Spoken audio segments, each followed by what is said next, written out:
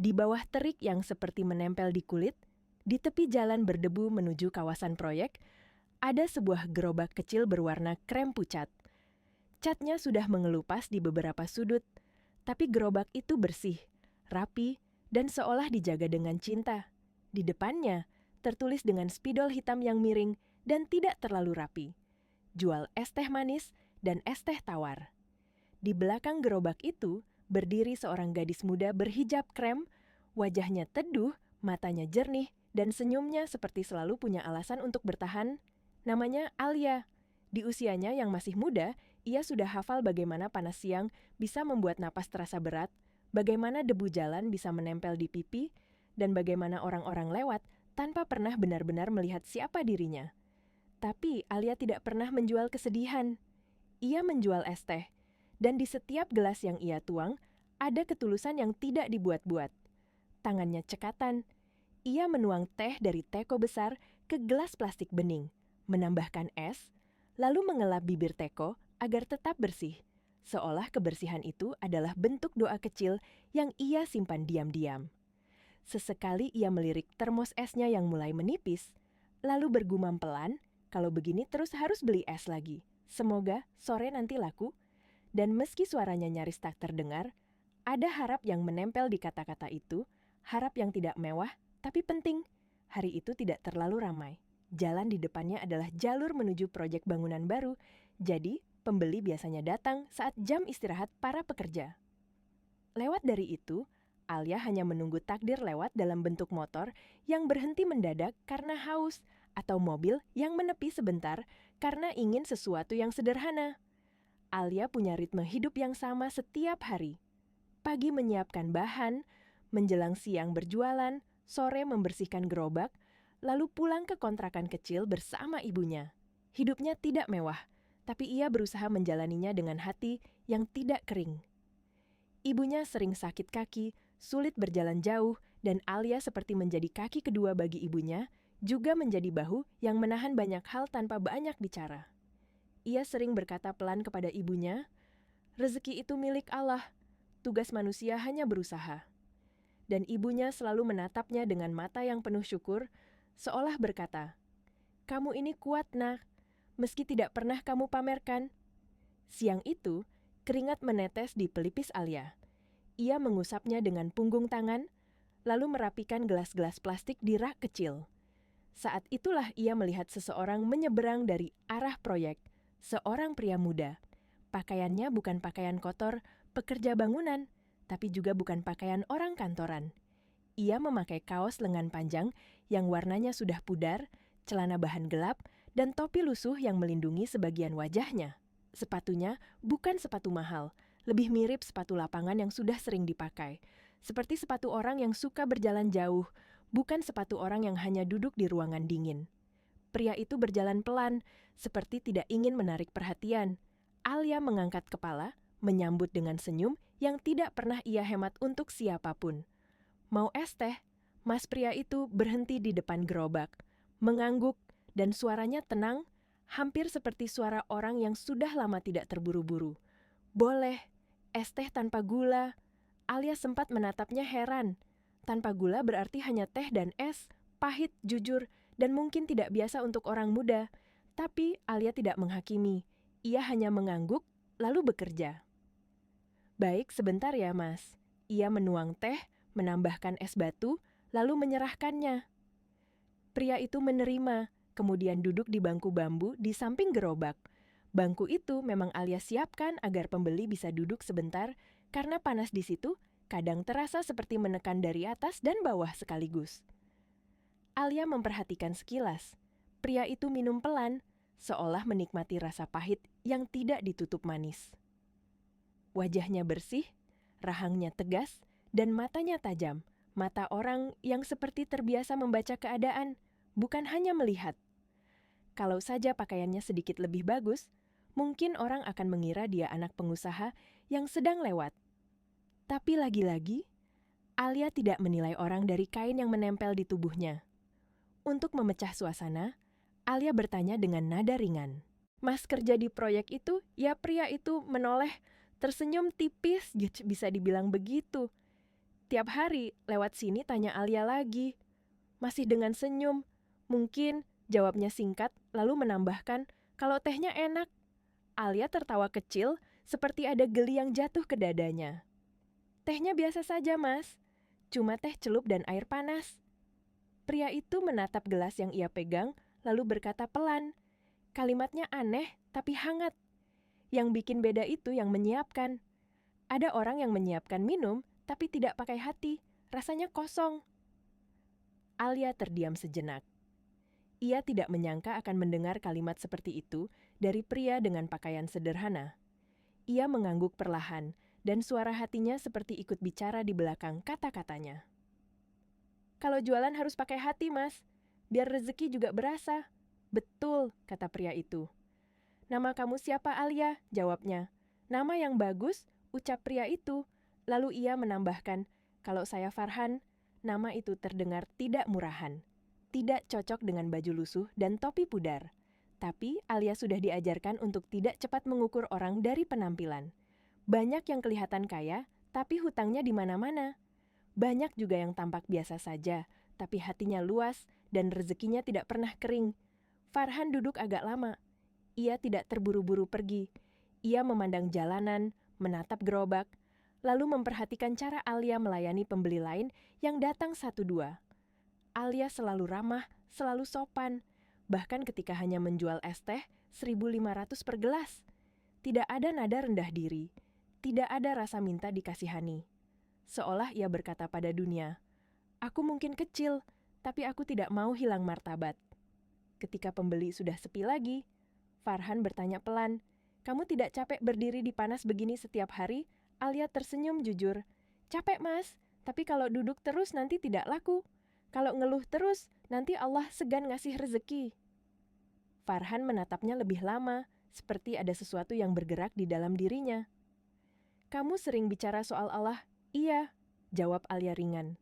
Kalau bukan karena Allah, saya tidak bisa jualan di sini. Proyek ini yang bikin jalan jadi ramai. Kalau Allah tidak kasih jalan, saya tidak tahu mau jualan di mana. Farhan mengangguk pelan. Di dalam hatinya, ada sesuatu yang menghangat, sesuatu yang sudah lama tidak ia rasakan. Ia sudah terlalu lama hidup di ruangan dingin berpendingin udara, rapat dengan orang-orang berjas, membahas angka, minyak, pembagian keuntungan. Semua serba hitungan, serba strategi, serba dingin. Dan sekarang, di tengah debu dan suara kendaraan, ada seorang gadis sederhana yang menyebut Allah dengan begitu hangat, seperti menyebut harapan yang tidak pernah putus. Kalau nanti hujan bagaimana, tanya Farhan. Saya tutup. Kalau hujan deras, biasanya saya pulang. Takut gerobaknya roboh. Tapi kalau hujannya sebentar, saya tunggu. Kadang ada juga orang yang tetap beli walau hujan. Berarti kamu kerja sendirian? Iya. Kamu tidak kepikiran kerja lain? Alia tersenyum lagi, senyum yang tidak dibuat manis, tapi terasa kuat. Untuk saat ini rasanya cukup jualan es saja. Yang penting kita selalu bersyukur atas nikmat yang Allah berikan. Jawaban itu sederhana, tapi seperti menampar batin Farhan. Ia diam cukup lama, bersandar pada bangku bambu, menatap jalan yang mulai sepi karena jam istirahat selesai. Angin membawa bau semen dan tanah, dan Alia mulai mengelap meja kecilnya agar tetap bersih. Di dalam kepala Farhan, ada pikiran lain yang berjalan pelan. Ia memang sengaja datang ke kawasan proyek ini dengan pakaian biasa. Ia ingin melihat dengan mata kepala sendiri bagaimana kehidupan di sekitar wilayah usahanya. Selama ini, ia hanya menerima laporan yang penuh angka. Berapa keuntungan bulan ini? Berapa barel yang terjual? Berapa biaya distribusi? Semua rapi, tapi tidak ada wajah manusia di dalamnya. Tidak ada cerita, tidak ada Alia. Ia ingin tahu bagaimana rasanya hidup di matahari, bukan hanya di balik kaca mobil gelap. Ia menyamar. Ia tidak ingin staf mengikuti. Ia pergi sendiri. Sopirnya menurunkannya di ujung jalan, sisanya ia berjalan kaki agar terlihat seperti orang biasa. Dan disinilah ia sekarang, minum es teh tanpa gula, berbicara dengan gadis yang tidak tahu bahwa pria di hadapannya menguasai jaringan usaha minyak yang namanya sering muncul di berita ekonomi. Tak lama kemudian, 2 teman Alia lewat di depan gerobak. Mereka melambaikan tangan dan berhenti sebentar. Salah satunya menggoda, cukup keras sampai terdengar jelas. Pembeli setia. Dari kemarin aku lihat dia terus. Temannya ikut menimpali sambil tertawa. Wah, jangan-jangan jodohmu, Al. Alia menggeleng, tersenyum canggung. Jangan sembarangan. Tapi salah satu temannya menatap Farhan dari ujung rambut sampai ujung kaki, lalu berbisik lagi. Kali ini seperti mengejek. Tapi kok yang naksir model gitu? Kayak pekerja harian. Alia menatap temannya tajam sejenak. Suaranya tenang tapi tegas. Mau pekerja harian, mau tukang becak, kalau beli minum tetap saya layani. Temannya terkekeh. Iya. Nanti kamu dinikahin mandor, godanya. Makasih doanya, jawab Alia ringan, tanpa ikut merendahkan. Mereka pergi sambil tertawa, Farhan mendengar semuanya. Tapi ia tidak tersinggung. Justru ia memperhatikan bagaimana Alia merespon. Tidak marah berlebihan, tidak minder, tidak ikut menertawakan. Ia berdiri tegak dengan martabatnya. Dan itu membuat Farhan semakin yakin, gadis ini punya sesuatu yang tidak dimiliki banyak orang. Setelah teman-temannya pergi, Alia menoleh pada Farhan dan berkata pelan, "Maaf ya mas, teman saya memang suka bercanda kelewatan." Farhan menggeleng. "Tidak apa-apa. Saya malah senang lihat kamu tidak ikut mengejek. Kenapa harus mengejek mas? Orang beli ya orang beli. Tidak semua orang dikasih hidup mudah sama Allah." Farhan menghela napas pelan. Ada rasa haru yang sulit ia jelaskan. Banyak orang, jika melihatnya berpakaian bagus, langsung berubah sopan. Tapi kalau ia begini, mereka bicara seenaknya. Dan Alia, gadis ini, tetap sama. Alia lalu bertanya. Suaranya seperti ingin tahu, tapi tidak memaksa. "Mas, kenapa suka es teh tanpa gula?" Farhan tersenyum, "Karena saya ingin tahu rasa aslinya." Alia mengangguk, lalu berkata, seolah ia sedang bicara pada hidup, bukan pada teh. "Kalau saya tahu pahitnya, nanti kalau dikasih manis, saya lebih bersyukur." Farhan tertawa kecil. Alia ikut tertawa, tapi ada sesuatu yang lembut menyelinap di antara tawa itu, sesuatu yang mulai tumbuh namun belum punya nama. Dari kejauhan, suara azan zuhur terdengar lirih. Alia menoleh ke arah masjid kecil di ujung jalan. "Mas, saya mau salat sebentar ya. Gerobaknya saya tutup dulu. Tapi kalau mau duduk, boleh. Saya tidak lama." Farhan mengangguk. "Silakan." Alia mengambil mukena kecil dari bawah gerobak, menutup gerobaknya dengan kain, lalu bergegas ke masjid. Langkahnya cepat, wajahnya serius. Farhan memperhatikannya sampai hilang di balik pagar masjid. Ia menghela napas panjang. Tangannya menyentuh permukaan kayu gerobak yang mulai lapuk. Di dalam benaknya, muncul keinginan yang belum pernah ia rasakan pada pedagang kecil lain. Ia ingin gerobak itu kuat. Ia ingin Alia tidak lagi khawatir roboh saat hujan. Ia ingin membuatnya tenang. Tapi ia juga tahu kalau ia memberi terlalu banyak tiba-tiba, Alia akan curiga. Karena di mata Alia, ia hanyalah Farhan, pria berpakaian lusuh yang suka teh pahit. Beberapa menit kemudian, Alia kembali. Wajahnya tampak lebih segar. Ia membuka penutup gerobak, kembali berdiri di tempat semula. "Maaf ya mas, tidak apa-apa. Salat itu penting." Sore mulai mendekat. Udara sedikit lebih ramah. Farhan menghabiskan tehnya dan berdiri. "Berapa?" "Alias 1.500. Farhan membuka dompet, mengambil uang pas, menyerahkan tanpa drama. Alia menerimanya dengan senyum yang terasa seperti doa. "Terima kasih sudah beli di gerobak saya." "Terima kasih, sudah bikin teh yang jujur," jawab Farhan. "Besok datang lagi ya mas." Farhan mengangguk. "Kalau Allah izinkan, saya datang." Ia melangkah pergi. Alia menatap punggungnya yang menjauh, tanpa firasat apa-apa. Baginya, Farhan hanyalah pembeli ramah yang agak aneh karena suka teh pahit. Ia tidak tahu bahwa pria itu berjalan menuju ujung jalan, lalu naik ke sebuah mobil hitam besar yang sejak tadi menunggu di balik tikungan. Ia tidak tahu bahwa sopir itu membungkuk hormat dan berkata, "Maaf menunggu lama, Pak." Dan Farhan, pria yang baru saja minum teh, 1.500 di bangku bambu, mengangguk pelan seperti seseorang yang kembali mengenakan dunia lamanya. Dunia yang penuh angka. Dunia yang penuh kuasa. Dunia yang selama ini membuatnya lupa, rasanya menjadi manusia biasa. Sementara, di sisi lain, Alia hanya tahu satu hal. Hari itu ia dapat rezeki. Ia bisa beli es lagi. ia bisa pulang membawa senyum untuk ibunya. Dan di balik gerobak kecil itu, ketulusan sudah tercatat, bukan oleh manusia, tapi oleh Allah yang selalu melihat siapa yang melayani dengan hati, bukan karena harta. Pagi berikutnya, matahari bahkan belum terlalu tinggi ketika Alia sudah lebih dulu menata gerobaknya di tempat yang sama. Udara masih terasa sejuk sebentar, tapi Alia tahu, sebentar lagi panas akan turun seperti beban di atas kepala. Ia menarik napas pelan, merapikan gelas-gelas plastik, menggeser termos es yang tinggal sedikit, lalu mengusap permukaan meja kayu yang mulai kusam. Di rumah, ibunya tadi sempat berpesan agar Alia tidak terlalu lama berdiri karena kakinya sendiri juga mudah pegal. Namun, Alia hanya tersenyum, menjawab dengan suara yang lembut bahwa rezeki tidak akan salah alamat, yang penting dijemput dengan ikhtiar dan sabar. Suara kendaraan dari arah proyek mulai terdengar. Beberapa motor melintas, truk pengangkut bahan bangunan lewat sambil meninggalkan debu tipis yang menempel di udara.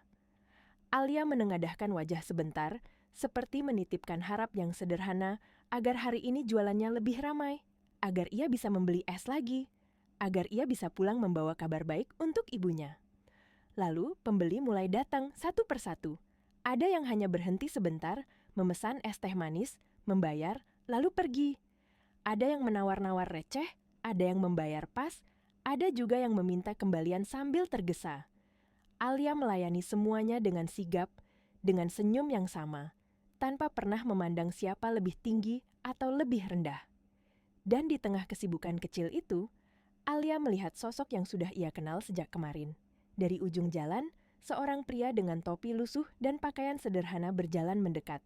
Langkahnya tetap tenang, wajahnya tetap tidak mencari perhatian, tapi entah kenapa, kehadirannya seperti membawa udara yang berbeda. Alia menatapnya sekilas, lalu spontan bertanya dengan nada ringan, seolah mereka sudah seperti kenalan lama. "Mas, sudah makan?" Pria itu menggeleng pelan, lalu menjawab santai, "Belum. Saya mau minum dulu." Seperti biasa. Seperti biasa, es teh tanpa gula. Alia menggeleng sambil tersenyum kecil, seperti tidak habis pikir, tapi juga tidak memaksa. Mas Farhan ini benar-benar kuat sama rasa pahit. Farhan hanya tersenyum tipis.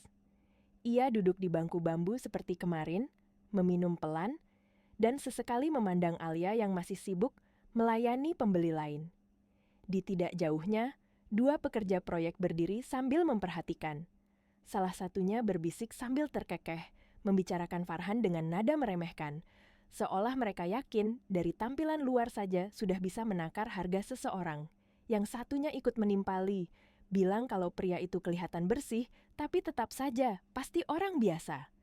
Kata-kata mereka seperti debu di jalan, gampang beterbangan, gampang menempel, dan seringkali menyakitkan tanpa mereka sadar. Alia mendengar. Ia tidak marah meledak-ledak. Ia hanya menghela napas pelan, merasakan sekali lagi bagaimana manusia cepat sekali memberi label hanya dari pakaian dan tempat duduk. Tapi justru di situ, Alia merasa semakin yakin bahwa yang paling mahal dari seseorang bukan jaketnya, bukan sepatunya, bukan gaya bicaranya, melainkan cara ia memandang orang lain. Beberapa saat kemudian, ketika pembeli mulai berkurang, Alia mendekat lagi ke Farhan, suaranya halus, tidak menginterogasi, hanya ingin tahu. "Mas, hari ini ke proyek juga?" Farhan mengangguk. "Iya." "Ada yang harus saya lihat." Alia menatapnya sejenak, matanya jujur. "Kalau jawaban Mas masih masuk akal, saya percaya." Farhan sempat terdiam, lalu tertawa kecil, seolah kalimat itu sederhana, tapi menampar cara hidupnya yang selama ini penuh sandiwara. "Saya bukan orang yang suka dituduh macam-macam," katanya pelan. "Saya cuma turun cek lokasi, kadang ketemu orang." "Berarti semacam pengawas?" tanya Alia. Farhan mengangguk lagi. "Begitulah kurang lebih." Alia mengangguk, seolah jawabannya cukup. Lalu ia kembali merapikan gerobaknya, menarik napas, dan di saat itulah Farhan melihat sesuatu yang mungkin tak pernah Alia pikirkan sebagai masalah besar. Gerobak itu sudah tampak agak goyah. Roda sebelah kiri sedikit bengkok, kain penutupnya mulai pudar, beberapa sambungan kayu sudah longgar. Bagi Alia, itu cuma bagian dari hidup. Bagi Farhan, itu seperti tanda bahwa seseorang yang bekerja sekeras ini pantas mendapat sedikit kemudahan. Di dalam kepalanya, Farhan ingin langsung mengatakan, "Aku bisa memperbaikinya, aku bisa menggantinya." Tapi ia menahan. Ia tahu Alia bukan tipe yang mudah menerima. Alia terlalu mandiri untuk langsung diberi. Kalau ia datang tiba-tiba membawa bantuan besar, yang ada Alia akan curiga, atau lebih buruk, merasa harga dirinya diinjak. Farhan tahu, ia harus pelan-pelan. "Kamu tinggal sama siapa?" tanya Farhan akhirnya. "Sama ibu," jawab Alia tanpa ragu. "Ibu kamu sehat?" Alia tersenyum, tapi di balik senyumnya ada lelah yang ia simpan rapat. "Ibu nggak bisa jalan jauh, Mas. Kakinya kadang nyeri." "Jadi saya yang jualan. Berarti kamu yang biayai rumah?" "Iya, tapi tidak besar. Yang penting cukup. Yang penting halal, Mas." Farhan menatapnya lebih lama. Banyak orang menyebut nama Tuhan hanya saat butuh atau saat ingin terlihat saleh. Tapi Alia menyebutnya seperti menyebut udara. Wajar, dekat, dan tulus. "Kalau nanti gerobaknya rusak gimana?" tanya Farhan pelan. Alia mengangkat bahu seperti menenangkan dirinya sendiri. "Ya diperbaiki pelan-pelan. Kalau tidak bisa ya saya cari jalan lain. Rezeki itu Allah yang tentukan." "Kamu tidak pernah kepikiran kerja lain?" tanya Farhan lagi. Alia menggeleng. "Saya tidak punya ijazah tinggi. Saya cuma lulus sekolah biasa. Kalau kerja di tempat lain, paling jadi pembantu atau tukang angkat pasir di proyek." Farhan terdiam. Di dalam dadanya ada rasa yang sulit ia jelaskan. Ia seperti melihat seseorang memilih jalan yang berat, bukan karena suka susah, tapi karena tidak punya banyak pilihan, namun tetap menjaganya agar tetap bersih. "Kenapa kamu pilih yang berat?" tanya Farhan. Alia tersenyum tipis. "Berat itu relatif, Mas. Yang penting halal." Jawaban itu lagi-lagi mengikat hati Farhan. Ia menunduk, seolah menahan sesuatu yang tiba-tiba hangat di dalam dirinya. Tak lama kemudian, datang seorang perempuan muda dengan ponsel dan kamera kecil di tangan. Ia berdiri di depan gerobak sambil tertawa lepas, seperti orang yang selalu percaya dunia harus mengikutinya. Alia mengenalnya. Temannya, namanya Maya. "Alia, aku lewat sini lagi," kata Maya dengan nada menggoda. "Iya, mau es teh boleh," jawab Alia. Maya melirik ke arah Farhan yang duduk di bangku, lalu menyenggol Alia dengan sikut, suaranya sengaja dibuat keras. "Ini yang kemarin itu ya? Kok nongkrong di sini terus?" Farhan menatap sebentar, lalu menjawab tenang, "Karena es tehnya enak." Maya berkedip, lalu tertawa lebih keras. "Enak karena yang jual cantikan." Alia menunduk malu, tapi cepat-cepat merapikan gelas agar tidak terlihat canggung. Maya kemudian menatap Farhan dari ujung kepala sampai ujung kaki, lalu berbisik dengan nada meremehkan, seolah dia sedang menilai barang murah. "Tapi kamu hati-hati ya, Alia. Zaman sekarang banyak yang pura-pura sederhana, padahal bohong." Alia menatap Maya dalam-dalam. "Banyak juga yang beneran sederhana dan tidak perlu dihina." Maya terdiam sebentar, tapi masih belum berhenti menggoda. "Kalau kamu mau, aku bisa carikan cowok yang lebih mapan. Atau, kalau kamu capek jualan gini, mau aku beliin gerobak baru?" Alia tersenyum pelan, suaranya tenang, tidak tersulut. Kalau Allah berkehendak, bisa saja. Maya mendadak kehilangan bahan, seperti tidak siap dengan jawaban yang tidak bisa ia bantah. Ia menatap Alia, lalu menatap Farhan lagi, dan akhirnya hanya mengangkat bahu. "Ya sudah, terserah. Aku cuma nggak mau kamu ketipu. Hati-hati aja." Maya pergi setelah membeli minum. Setelah ia pergi, Alia menghela napas, lalu menoleh pada Farhan dengan wajah sedikit malu. "Maaf ya Mas, dia baik, cuma cara ngomongnya suka nyelekit. Kadang dia lupa kalau rezeki itu bukan cuma dari gaji besar." Farhan mengangguk pelan. "Kamu tidak pernah curiga kalau saya pura-pura?" Alia menatapnya, tatapannya jujur, tanpa permainan. "Mas Farhan, saya ini penjual es. Saya tidak punya waktu untuk curiga macam-macam. Kalau Mas datang baik, saya baik. Kalau Mas datang jahat, Allah yang jagain saya." Farhan tertegun. Ia menunduk, lalu tertawa kecil, Tapi kali ini, tawanya terdengar seperti menahan haru. "Kamu ini, bahaya," katanya pelan. Alia membelalakan mata, kaget. "Bahaya? Kenapa bahaya?" Farhan menatap gelasnya. "Karena kamu bikin orang jadi malu sama dirinya sendiri. Kamu bikin orang yang hidupnya penuh manis jadi sadar. Ternyata pahit juga perlu dirasakan supaya tahu caranya bersyukur." Alia terdiam. Udara seolah mendadak lebih pelan. Ia menelan ludah, mencoba memahami. Farhan melanjutkan, suaranya lebih rendah. "Es teh tanpa gula itu pahit, tapi jujur. Dan kalau pahitnya sudah dikenal, manis itu jadi nikmat, seperti hidup. Derita itu kadang jeda dari Allah supaya manusia tidak patah." Menjelang tengah hari, pembeli kembali ramai sebentar. Alia bergerak cepat, menyiapkan gelas, menggeser galon, menyusun termos. Farhan tiba-tiba ikut membantu, memegangkan plastik, mengangkat sedikit bagian gerobak yang goyah, seolah ingin menahan supaya tidak makin miring. "Mas, tidak usah." Alia menahan dengan sopan. "Nanti tangan Mas kotor." Farhan tersenyum. "Tidak apa-apa." Alia geleng-geleng kecil, tapi matanya lembut.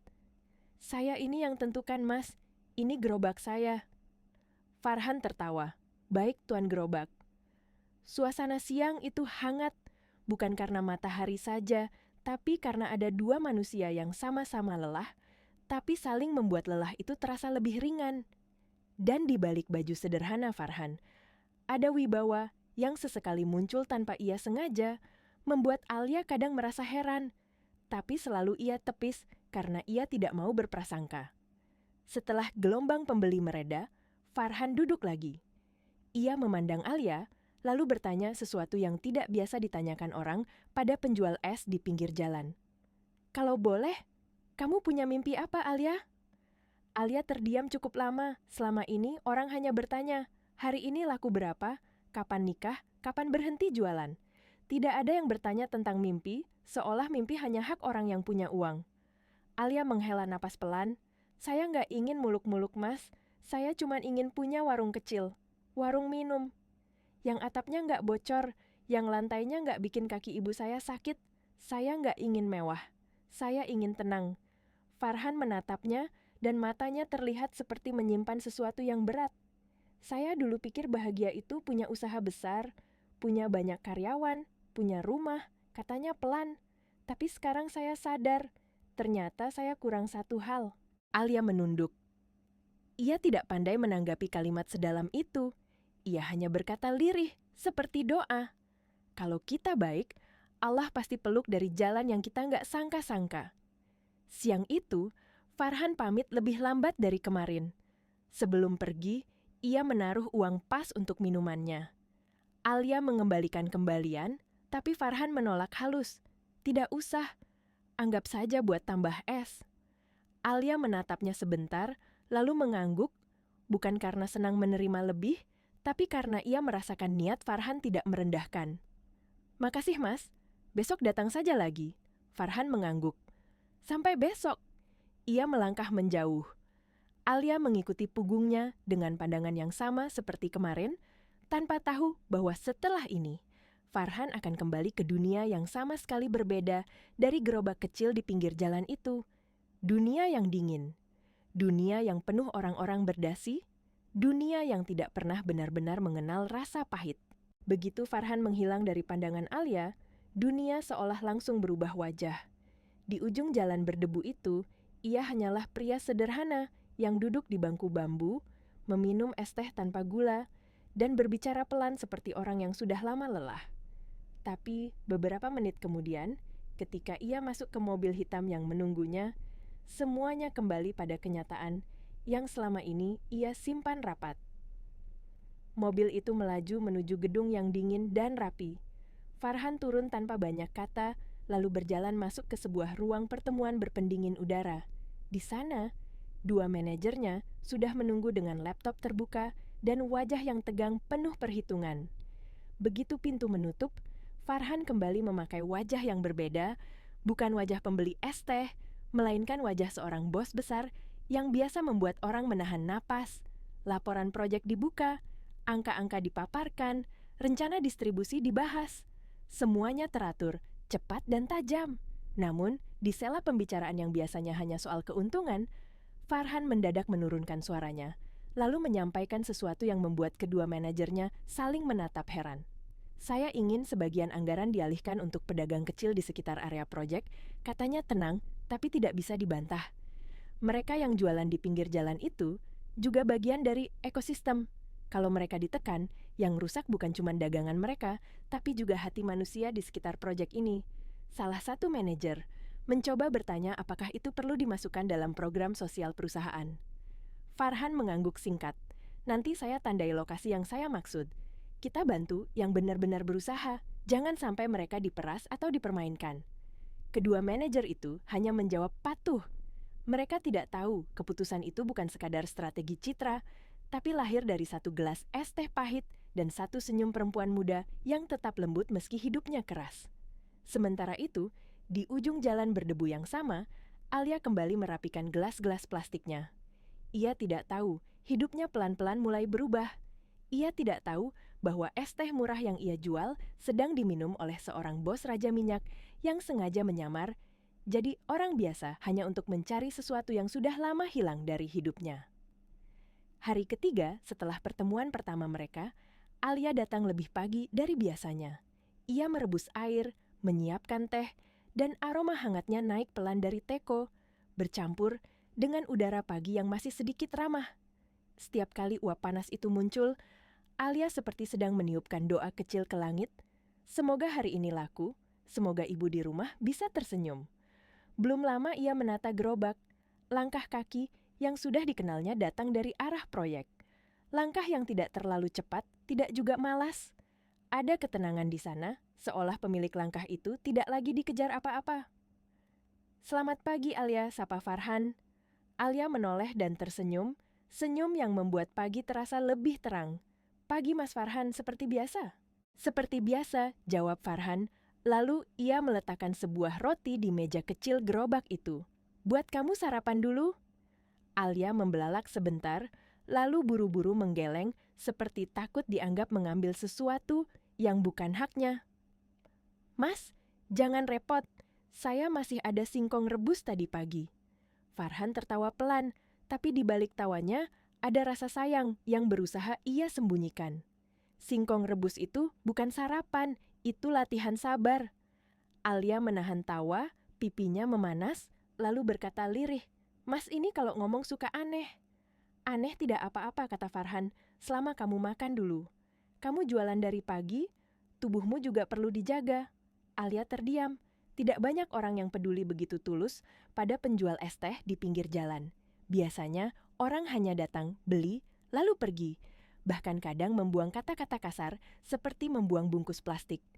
Tapi Farhan berbeda. Ia tidak memperlakukan Alia seperti benda kecil di pinggir jalan, melainkan seperti manusia yang layak dihargai. Hari berjalan seperti biasa, pembeli datang dan pergi, panas naik pelan, debu menari di udara.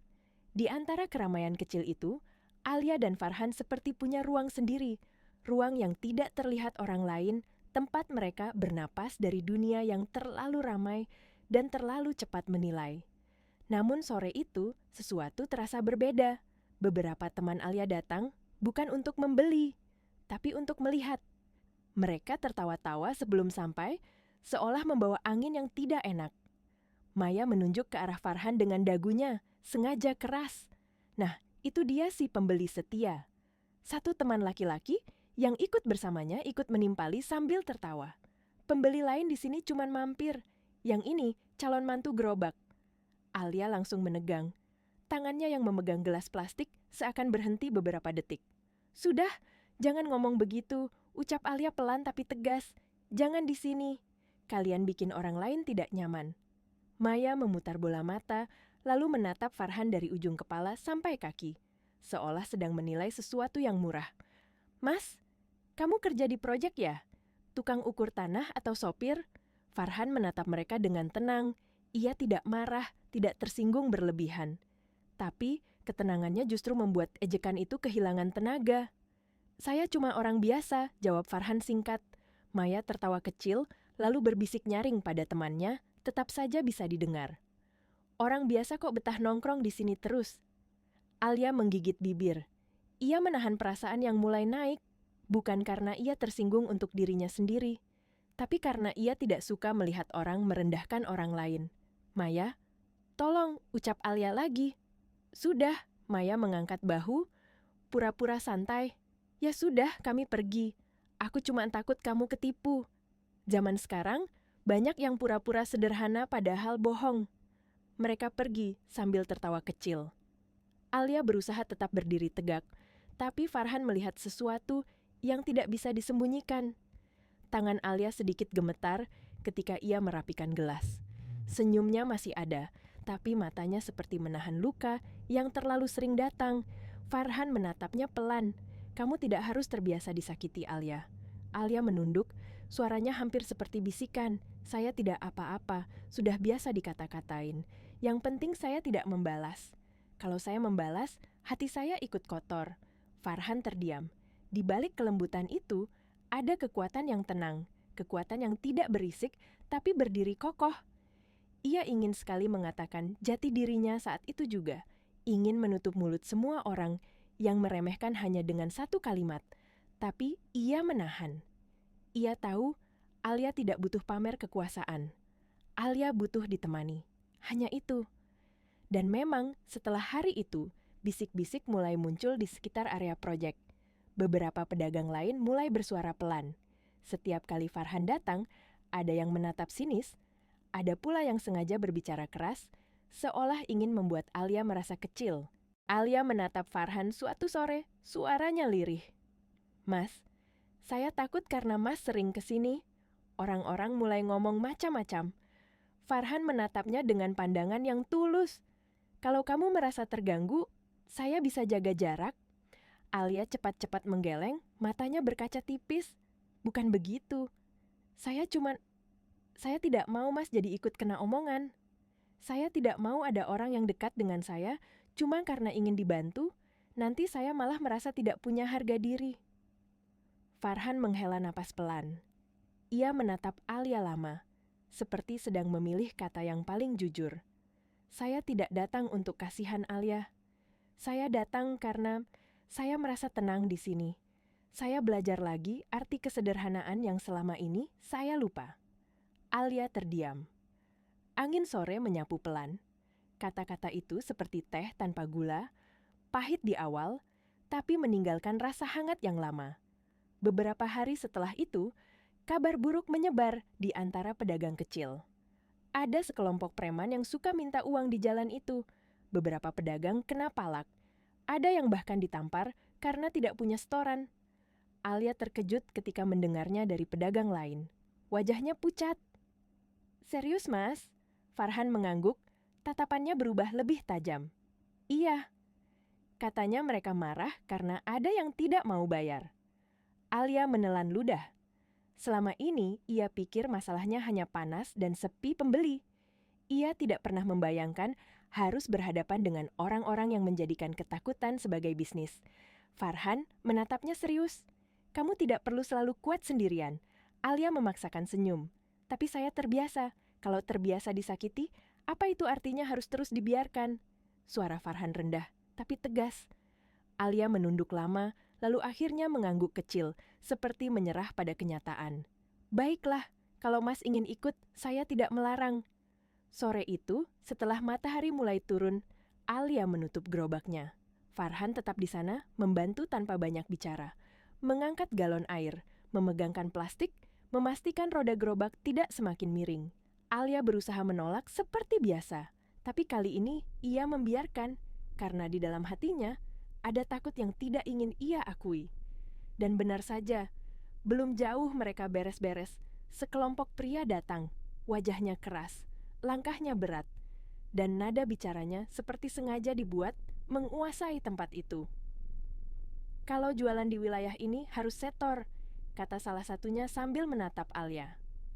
Kamu pikir ini jalan punya keluargamu? Alia menegang, dadanya terasa sempit. Ia ingin bicara, tapi suaranya seolah tertahan di tenggorokan.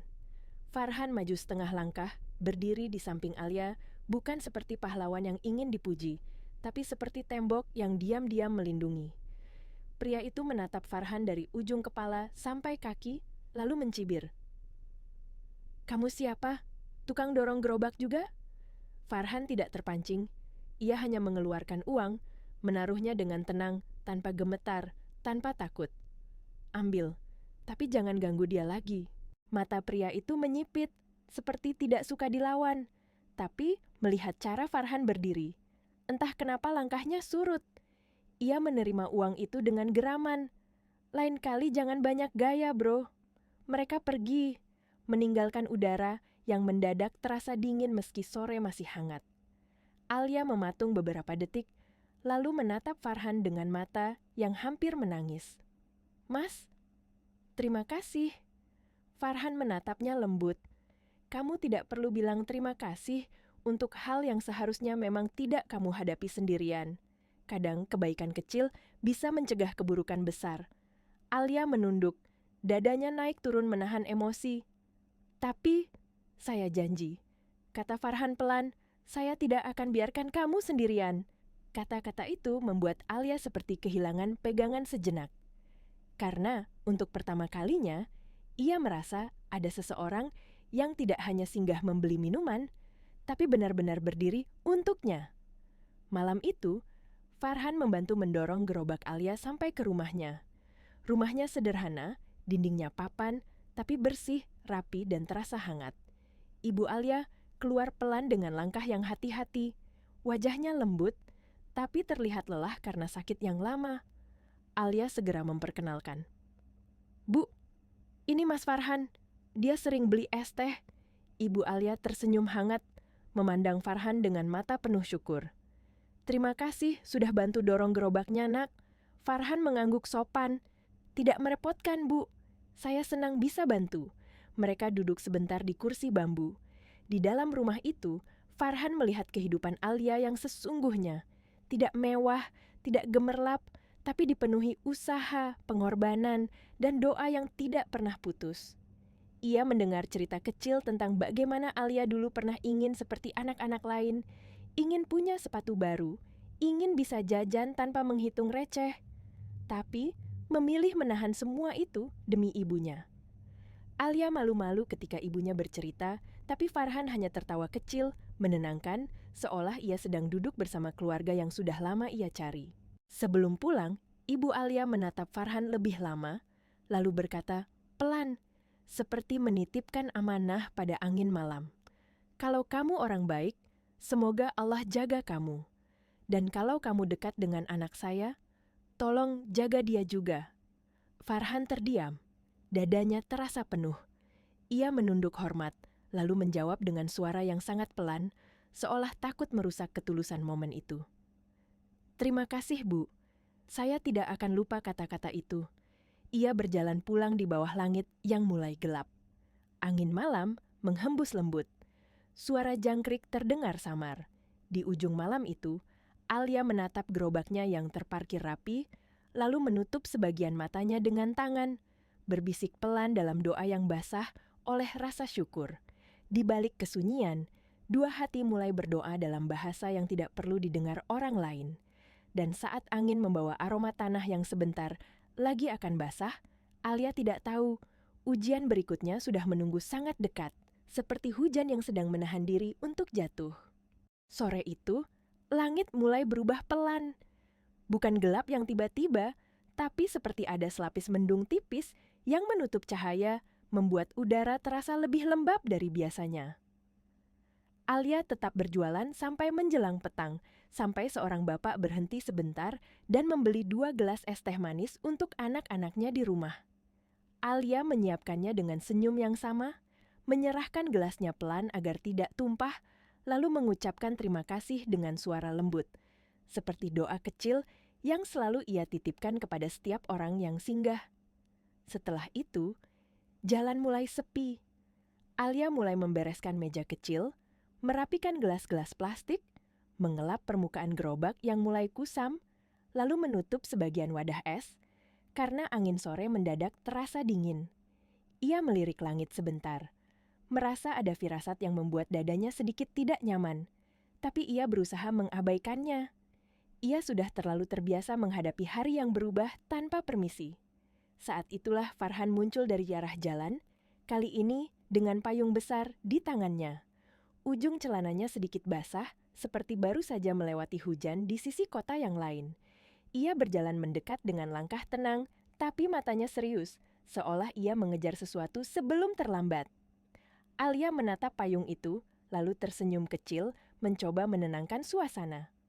Hujan ya, Mas Farhan mengangguk. Di sana sudah turun. Kayaknya sebentar lagi sampai sini. Alia buru-buru mempercepat gerakannya, tapi tetap rapi seperti biasa.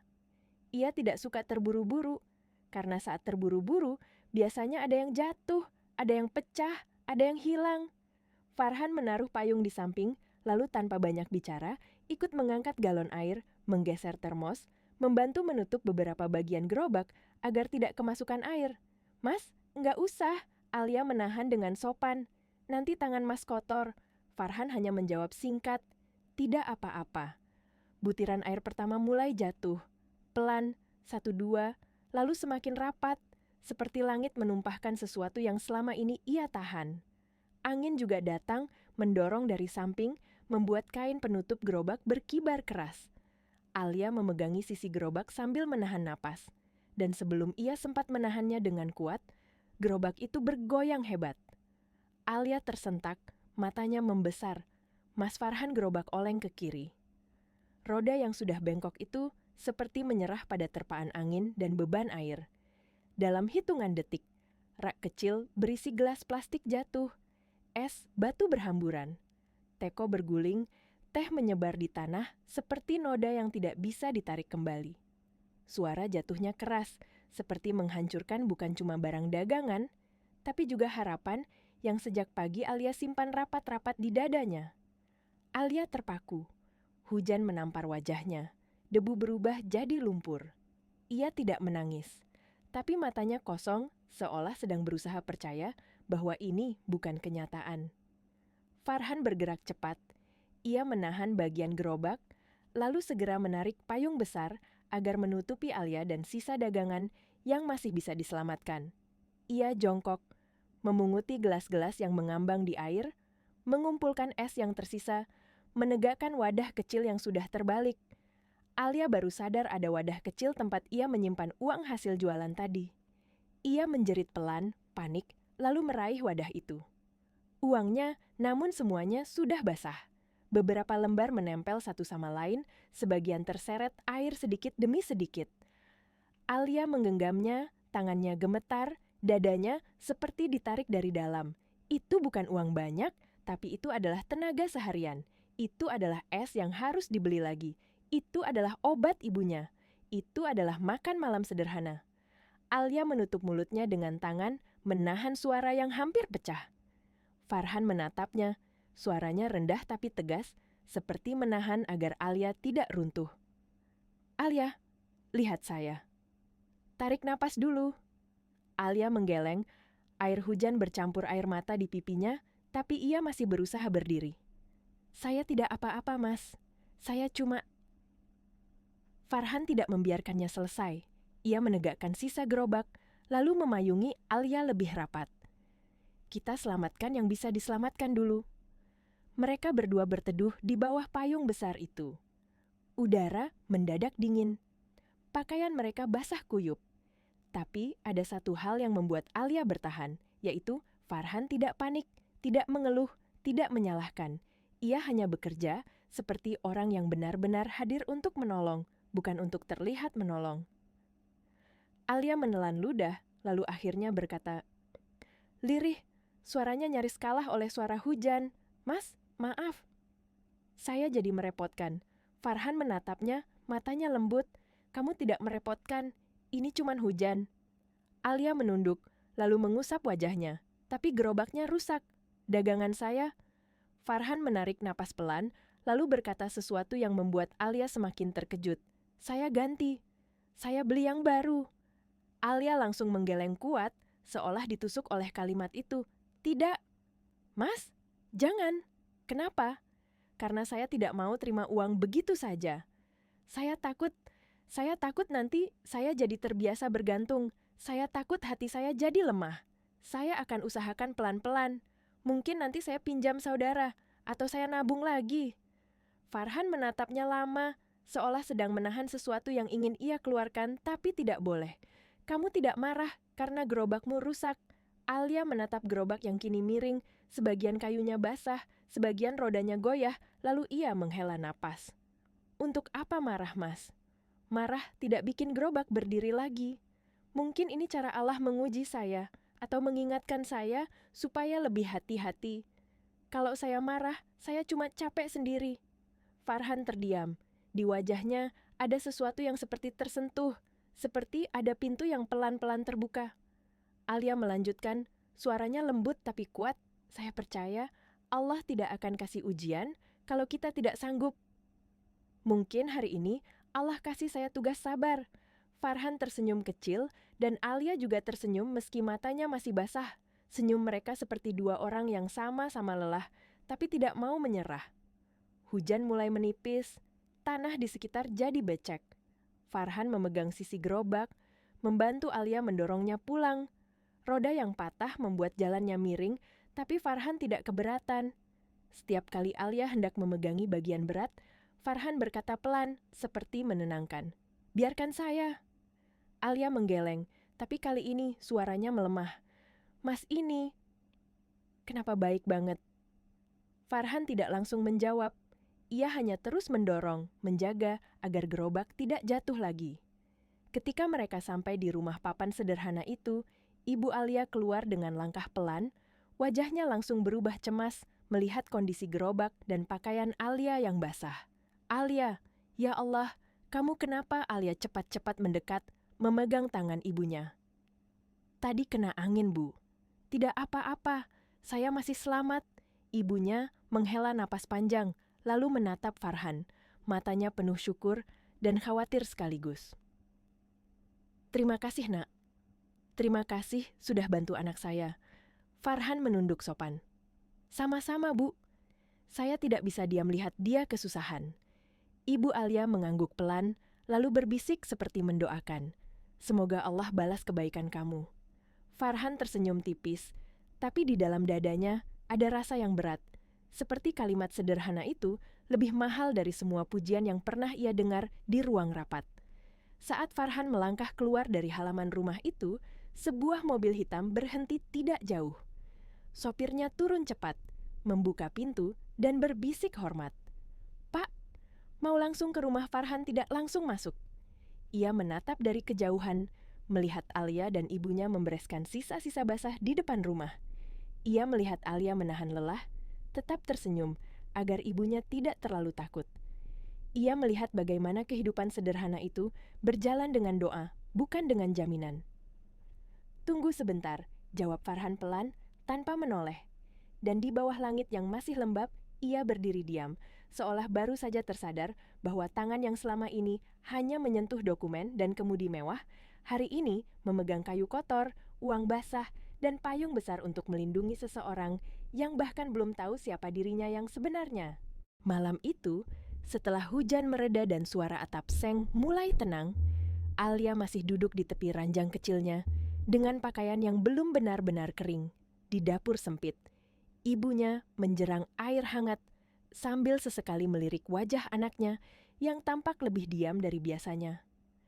Alia berusaha tersenyum, berusaha terlihat kuat, tapi hatinya masih terasa seperti gelas plastik yang tadi jatuh dan penyok, tidak pecah, namun bentuknya berubah. Di luar rumah, Farhan masih duduk lama di dalam mobil hitamnya, lampu jalan memantul di kaca depan yang basah. Ia tidak menyalakan musik, tidak menelepon siapapun, hanya menatap ke arah rumah papan itu dari kejauhan, seperti seseorang yang baru saja menemukan sesuatu yang ia cari seumur hidup, lalu takut kehilangannya hanya karena satu kesalahan kecil. Tangannya yang biasanya memegang berkas rapat dan tanda tangan kontrak, tadi memegang kayu basah, uang yang lengket, dan payung yang menahan hujan. Dan entah kenapa, itu terasa jauh lebih nyata daripada semua angka yang pernah ia menangkan. Dalam hati, Farhan berkata pada dirinya sendiri, hidup bukan cuma tentang menang dan kalah.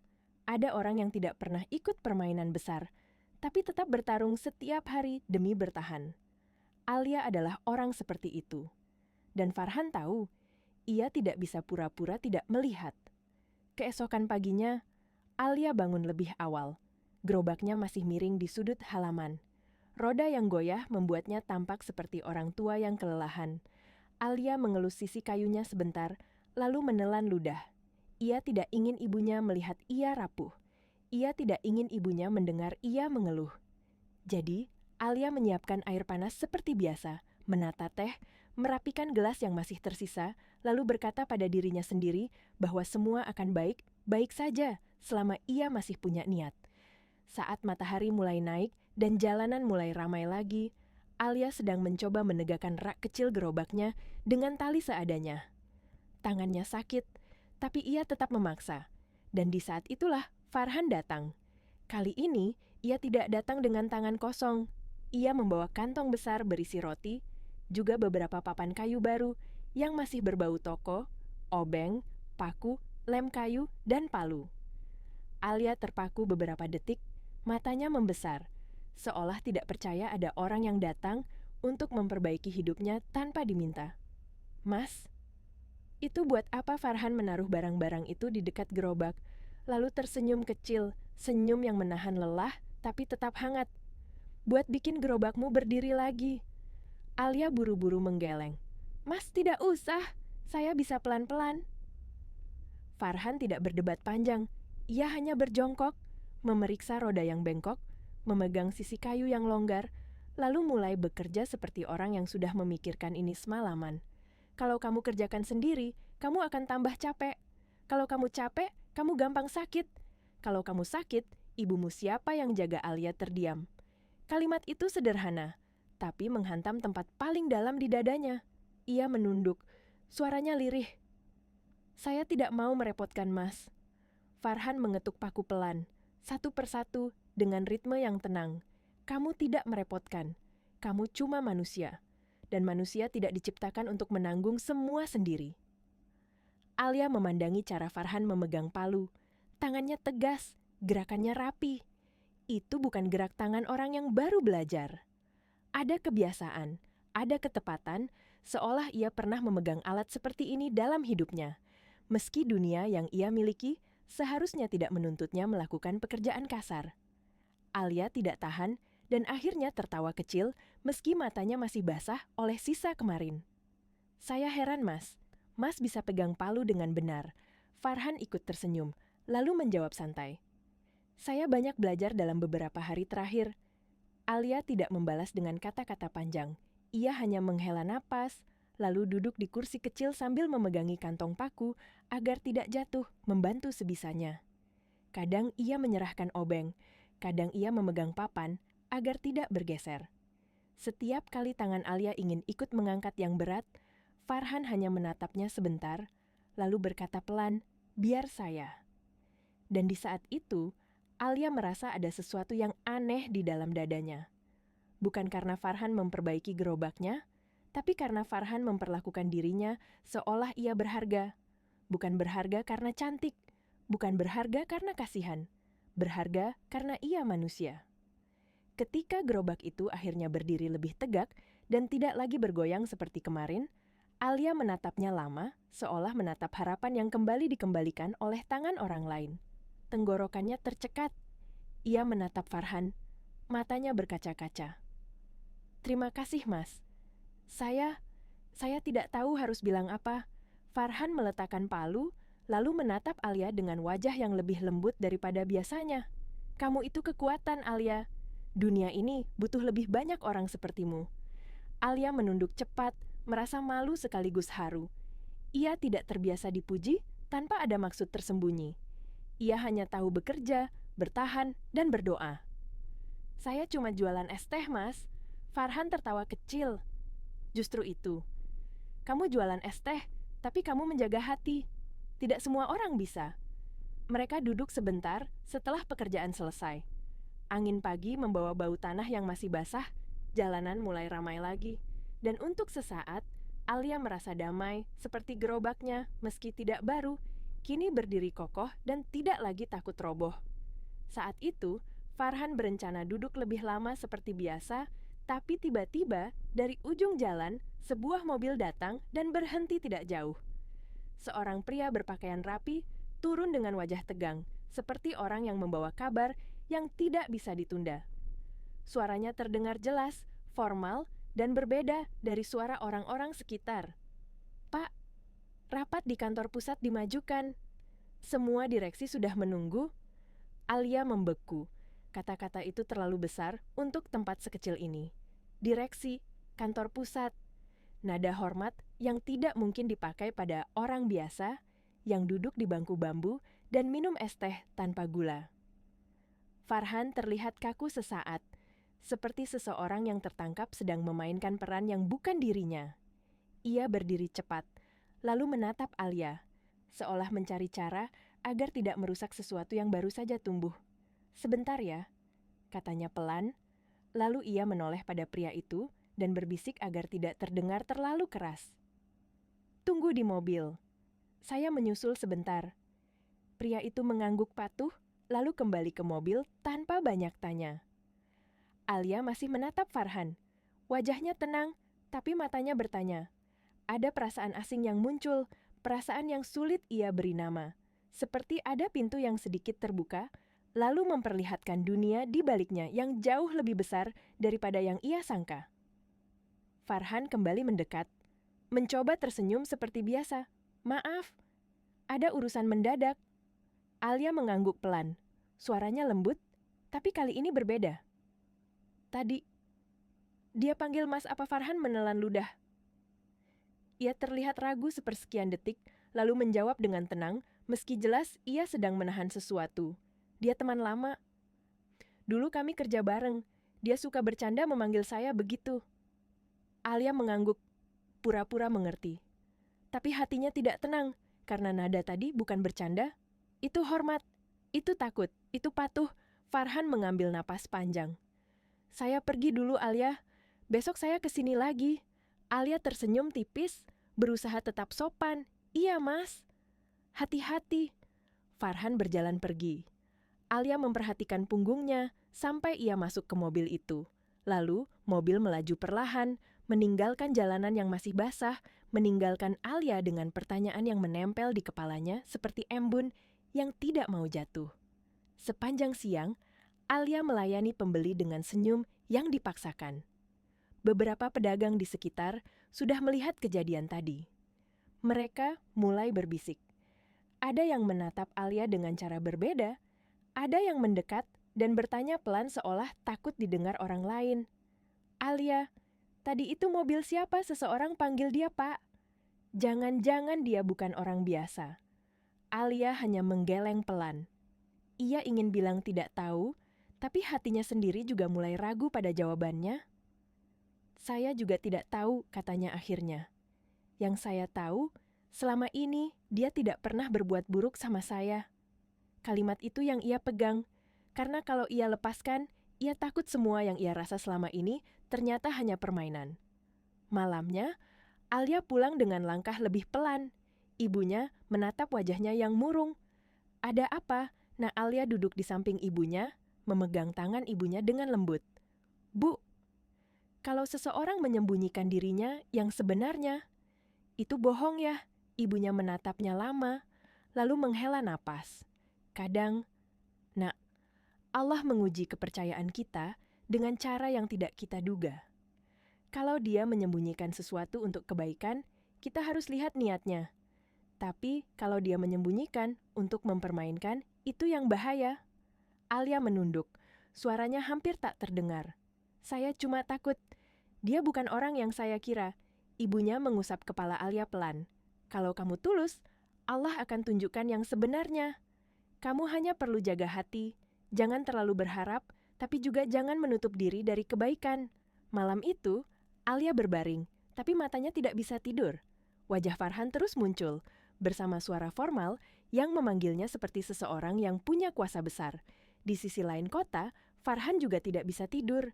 Ia duduk sendirian, menatap sebuah amplop putih yang sudah lama ia simpan. Surat yang ia tulis dengan tangan sendiri. Surat yang seharusnya menjelaskan semuanya. Ia menutup amplop itu lagi, berbisik pelan, belum sekarang. Dan Alia, di kamar kecilnya, hanya memeluk doa yang sama seperti biasa, tapi kali ini doanya lebih gemetar. Tuhan, kalau ini baik untukku, dekatkan. Kalau ini hanya ujian yang menyakitkan, kuatkan aku untuk tetap benar. Keesokan harinya, Farhan datang lagi seperti tidak terjadi apa-apa. Langkahnya tetap tenang, wajahnya tetap lembut, seolah ia tidak membawa rahasia sebesar apapun di balik baju sederhana itu. Tapi Alia sudah berbeda. Sejak suara kemarin memanggilnya dengan nada hormat, sejak kata-kata tentang direksi dan kantor pusat terdengar di telinganya. Ada sesuatu yang menempel di hati Alia seperti debu, yang tidak bisa disapu hanya dengan pura-pura lupa. Alia menyiapkan es teh tanpa gula seperti biasa, tapi gerak tangannya tidak lagi seringan dulu. Ia masih tersenyum, masih sopan, namun senyum itu seperti ditahan agar tidak retak. Farhan duduk di bangku bambu, menatap Alia lama, dan ia bisa merasakan perubahan itu. Seperti orang yang memahami ketika udara mendadak menjadi canggung, meski tidak ada yang bertengkar. Angin berembus membawa debu halus. Jalanan mulai ramai. Suara kendaraan bercampur suara orang memanggil, suara proyek dari kejauhan, semuanya seperti biasa. Tapi di antara mereka ada jarak yang tidak terlihat. Alia akhirnya menatap Farhan dan berkata pelan. Suaranya tidak marah, tapi jelas, seperti seseorang yang lelah menebak. Mas Farhan, saya cuma minta satu hal, jujur. Farhan menarik napas perlahan. Matanya turun sebentar, lalu naik lagi, seolah ia sedang menimbang antara takut kehilangan dan kewajiban untuk berkata benar. Aku masih orang yang sama, Alia, katanya lembut. Aku tidak berubah hanya karena kamu mendengar sesuatu kemarin. Alia mengangguk kecil, tapi tatapannya tetap tegas. Saya tidak minta Mas pergi. Saya cuma tidak mau merasa dibodohi. Saya ini orang kecil, Mas. Kalau hati saya dipermainkan, saya tidak punya apa-apa untuk melawan selain doa. Farhan menatapnya lama, lalu suaranya turun lebih dalam. Kalau kamu butuh waktu, aku tunggu. Aku tidak akan pergi. Kalimat itu seharusnya menenangkan, tapi justru membuat Alia semakin sesak. Karena ia bisa merasakan Farhan tidak sedang berbohong tentang perasaannya, tapi juga tidak sedang berkata seluruh kebenaran. Dan bagi Alia, diam kadang lebih menusuk daripada kata-kata kasar. Hari-hari setelah itu berjalan pelan. Farhan tetap datang, Alia tetap melayani. Tidak ada lagi tawa lepas seperti dulu, tapi juga tidak ada kemarahan. Hanya ada diam yang saling menguji, seperti hujan yang menetes kecil-kecil dan membuat tanah basah tanpa pernah terdengar ribut. Suatu pagi, Farhan datang lebih awal. Ia berdiri di samping gerobak, menatap Alia, lalu berkata dengan nada yang sangat hati-hati.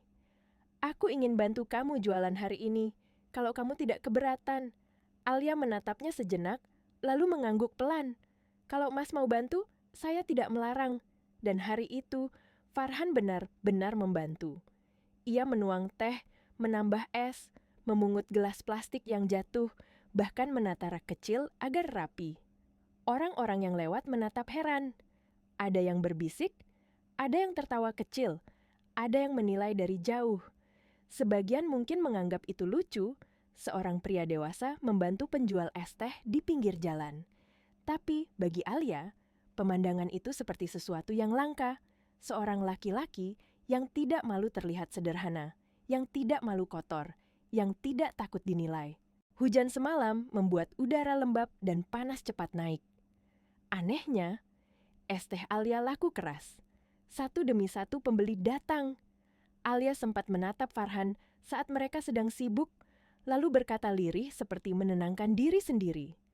Mas, orang bisa salah paham tentang apapun, tapi yang penting Allah tahu niat kita. Farhan menunduk, seolah kalimat itu menampar bagian dirinya yang paling rapuh, karena ia tahu niatnya memang bersih, tapi caranya menyimpan rahasia juga bisa melukai. Sore menjelang malam, hujan turun lagi. Tidak deras, tapi cukup membuat jalanan basah dan lampu-lampu di sekitar memantul di genangan kecil. Farhan mengantar Alia pulang seperti biasa. Ibu Alia menyambut dengan senyum hangat, melihat mereka berdua dalam satu payung, lalu menggoda, ringan. Kalian pulang bareng lagi. Hujan jadi saksi setia ya. Alia malu, menunduk, sementara Farhan hanya tersenyum tipis. Tapi di mata ibunya, senyum itu seperti membawa banyak doa yang tidak terucap. Malam itu, setelah pamit, Farhan duduk lama di mobilnya. Ia mengeluarkan amplop putih yang sudah lama ia simpan. Di dalamnya ada surat, kata-kata yang selama ini ia tahan, kebenaran yang ia ingin sampaikan tanpa membuat Alia merasa kecil. Ia menatap amplop itu seperti menatap pintu. Kalau ia buka, hidupnya berubah. Kalau ia tutup, hatinya terus tersiksa. Pagi berikutnya, Farhan datang dengan wajah yang sedikit lebih lelah, tapi matanya jernih. Ia duduk di bangku bambu, lalu mengeluarkan amplop itu dan meletakkannya di meja kecil gerobak Alia. Alia menatap amplop itu, napasnya menahan. "Mas, ini apa?" Farhan menjawab pelan. "Ini jawaban yang kamu minta." Alia tidak langsung mengambil. Ia menatap amplop itu seperti menatap sesuatu yang terlalu berat untuk tangan kecilnya. Lalu ia berkata lirih, suara perempuan yang takut kecewa, tapi tetap ingin percaya. "Saya tidak tahu apa isinya. Tapi sebelum saya baca, saya ingin bicara dulu." Farhan mengangguk. "Silakan." Alia menarik napas dalam menahan gemetar di dadanya. "Mas, saya tidak butuh harta, saya tidak butuh jabatan, saya tidak pernah bermimpi punya hidup mewah. Saya cuma ingin tahu satu hal. Niat Mas datang ke gerobak saya setiap hari itu apa? Mas datang karena kasihan, atau karena ada maksud lain?" Farhan menatap Alia lama, dan saat ia menjawab, suaranya pelan tapi terasa paling jujur sepanjang mereka bertemu. "Aku datang karena kamu. Karena ketulusanmu bikin aku merasa hidup lagi." Alia mematung. Tenggorokannya tercekat. Matanya berkaca, bukan karena senang, tapi karena takut ini terlalu indah untuk orang sepertinya. "Mas, serius?" Farhan mengangguk. "Serius." Alia menggenggam tepi meja, mencoba menahan air mata agar tidak jatuh di depan banyak orang. Ia mengulurkan tangan perlahan ke arah amplop itu. Siap membukanya. Siap menelan kenyataan apapun yang ada di dalamnya. Namun sebelum kertas itu sempat terbaca, suara keras mengguncang dari arah belakang. Sebuah truk kecil kehilangan kendali dan menabrak sisi jalan dekat gerobak mereka. Orang-orang berteriak. Beberapa lari. Suara besi beradu, kaca pecah, dan dalam sekejap suasana berubah kacau. Farhan langsung berdiri, membantu menarik seorang pekerja yang terjatuh agar tidak tertabrak kendaraan lain. Alia berlari mengamankan gerobaknya, menahan agar tidak ikut terseret. Untung tidak ada yang terluka parah, tapi air tumpah dari sebuah wadah membuat meja basah dan amplop putih itu terkena cipratan. Kertasnya lembab, tintanya mulai kabur di beberapa bagian.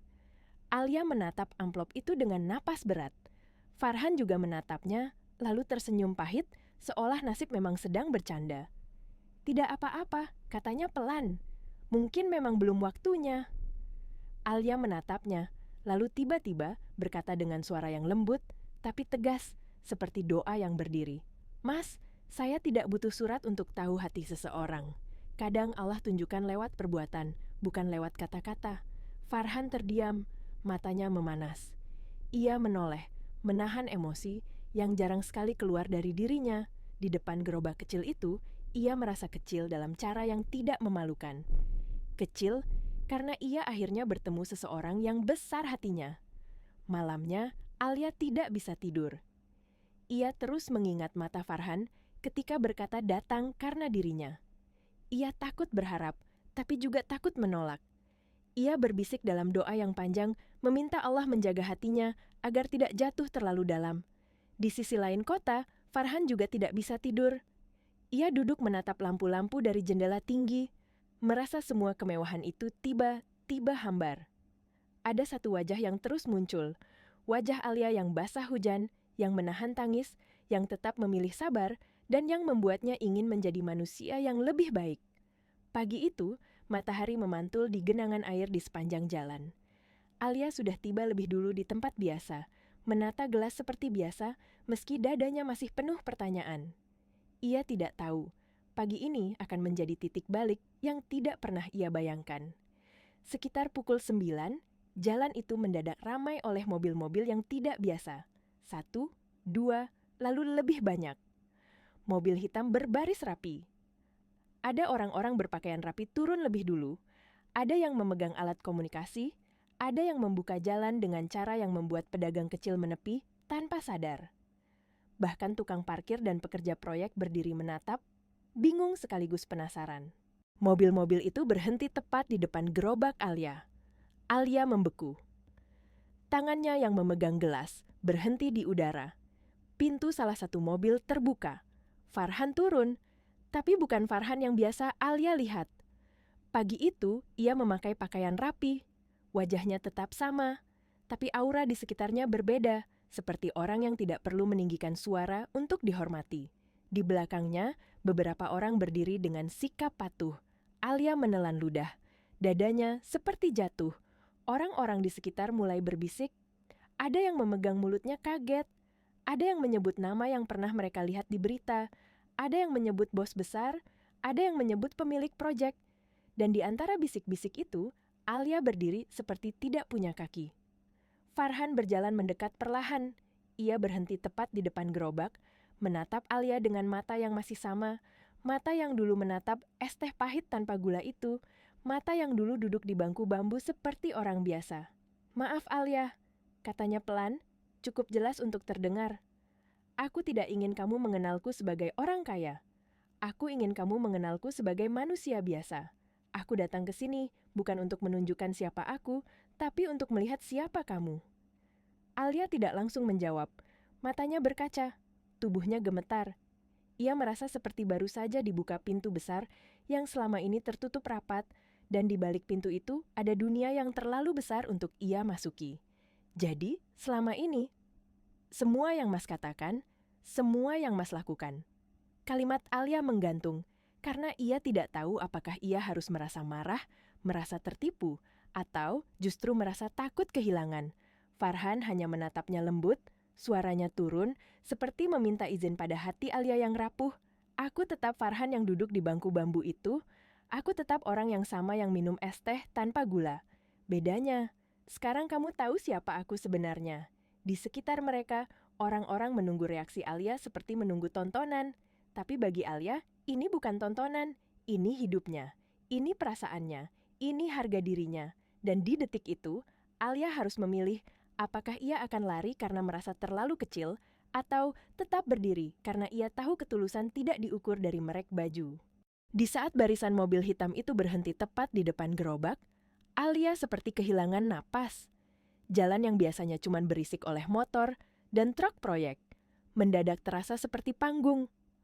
Orang-orang berdiri mematung, ada yang menutup mulut, ada yang menoleh ke kiri kanan, ada yang berbisik dengan suara gemetar, menyebut kata-kata yang tidak pernah Alia bayangkan akan ada di dekat gerobaknya. Bos proyek, raja minyak, orang besar. Alia menelan ludah, telapak tangannya dingin. Ia memegang bibir gelas plastik agar tangannya tidak terlihat gemetar. Tapi tetap saja, tubuhnya bergetar halus. Ia menatap Farhan yang kini berdiri di depannya dengan pakaian rapi, dengan aura yang berbeda, dengan orang-orang yang berdiri beberapa langkah di belakangnya seperti tembok. Farhan mendekat perlahan, tidak terburu-buru, seolah ia takut satu langkah yang salah bisa membuat hati Alia runtuh. "Maaf Alia," katanya pelan, "aku tahu ini mengejutkan. Aku tidak ingin kamu mengenalku sebagai orang kaya. Aku ingin kamu mengenalku sebagai manusia biasa." Alia tidak langsung menjawab. Di kepalanya, semua kenangan berputar cepat. Bangku bambu, es teh tanpa gula, payung besar saat hujan, gerobak yang diperbaiki, kata-kata lembut yang membuatnya merasa dihargai. Dan sekarang, semua itu seolah berubah bentuk di mata orang banyak. Jadi selama ini, Alia mencoba bicara, tapi suaranya tercekat. "Jadi, selama ini Mas?" Menyamar Farhan mengangguk pelan, matanya tidak lari. "Iya, karena kalau aku datang dengan nama dan kekuasaanku, kamu akan memandangku berbeda. Orang-orang akan memandangmu berbeda. Aku tidak mau ketulusanmu berubah, karena dunia tiba-tiba bersikap manis padamu. Aku ingin melihat siapa kamu ketika tidak ada yang bisa kamu harapkan dariku." Alia menatapnya lama. Ada luka di sana, luka karena merasa seperti tidak punya kendali atas cerita sendiri. Tapi di sisi lain, ada juga kejujuran yang ia rasakan, karena Farhan berdiri di situ tanpa membela diri berlebihan, tanpa menyalahkan siapapun, hanya menerima kalau memang ini mengejutkan. Orang-orang di sekitar mulai bersuara lebih keras. Ada yang kagum, ada yang iri, ada yang tidak percaya. Ada yang tiba-tiba memanggil Alia dengan nada sok akrab, seolah mereka sudah lama dekat. Ada juga yang menatap Alia seperti menatap seseorang yang baru saja naik kelas. Alia mundur setapak, bukan karena takut Farhan, tapi karena takut pada tatapan manusia. "Mas," suaranya pelan, nyaris tenggelam dalam keramaian. Saya tidak tahu harus marah atau bersyukur." Farhan menatapnya, dan kali ini suaranya lebih dalam. "Kamu boleh marah, kamu berhak. Tapi aku mohon, jangan anggap semua ini permainan. Aku lelah hidup di dunia yang semua orang menatapku karena uang. Aku ingin ada satu tempat di mana aku bisa duduk tanpa dipuji, tanpa dijilat, tanpa ditakuti. Dan tempat itu, aku temukan di gerobakmu." Alia memejamkan mata sejenak. Hatinya sesak, bukan karena ia ingin jadi orang besar, tapi karena ia takut dirinya yang kecil ini sedang dihisap ke dalam dunia yang terlalu besar. Lalu Farhan menoleh sebentar ke belakang, memberi isyarat kecil. Salah satu mobil di belakang membuka bagasi. 2 orang turun membawa sesuatu yang tertutup kain tebal. Mereka bergerak rapi, tenang, seperti sudah hafal tugas. Kain itu ditarik perlahan. Dan di detik itu, Alia membeku. Di hadapannya berdiri sebuah gerobak baru. Bukan gerobak rapuh yang rodanya bengkok dan kayunya longgar. Gerobak itu kokoh, rangkanya seperti baja, rodanya kuat, permukaannya bersih mengilap, rak gelasnya rapi. Di sisi depannya, ada tulisan yang membuat dada Alia seperti ditusuk halus. "Gerobak es teh Alia." Suara orang-orang meledak dalam gumam kagum, ada yang berseru, ada yang tertawa tidak percaya, ada yang langsung mengeluarkan ponsel. Alia hanya menatap, lama sekali, seperti menatap mimpi yang salah tempat. "Mas," Alia berbisik.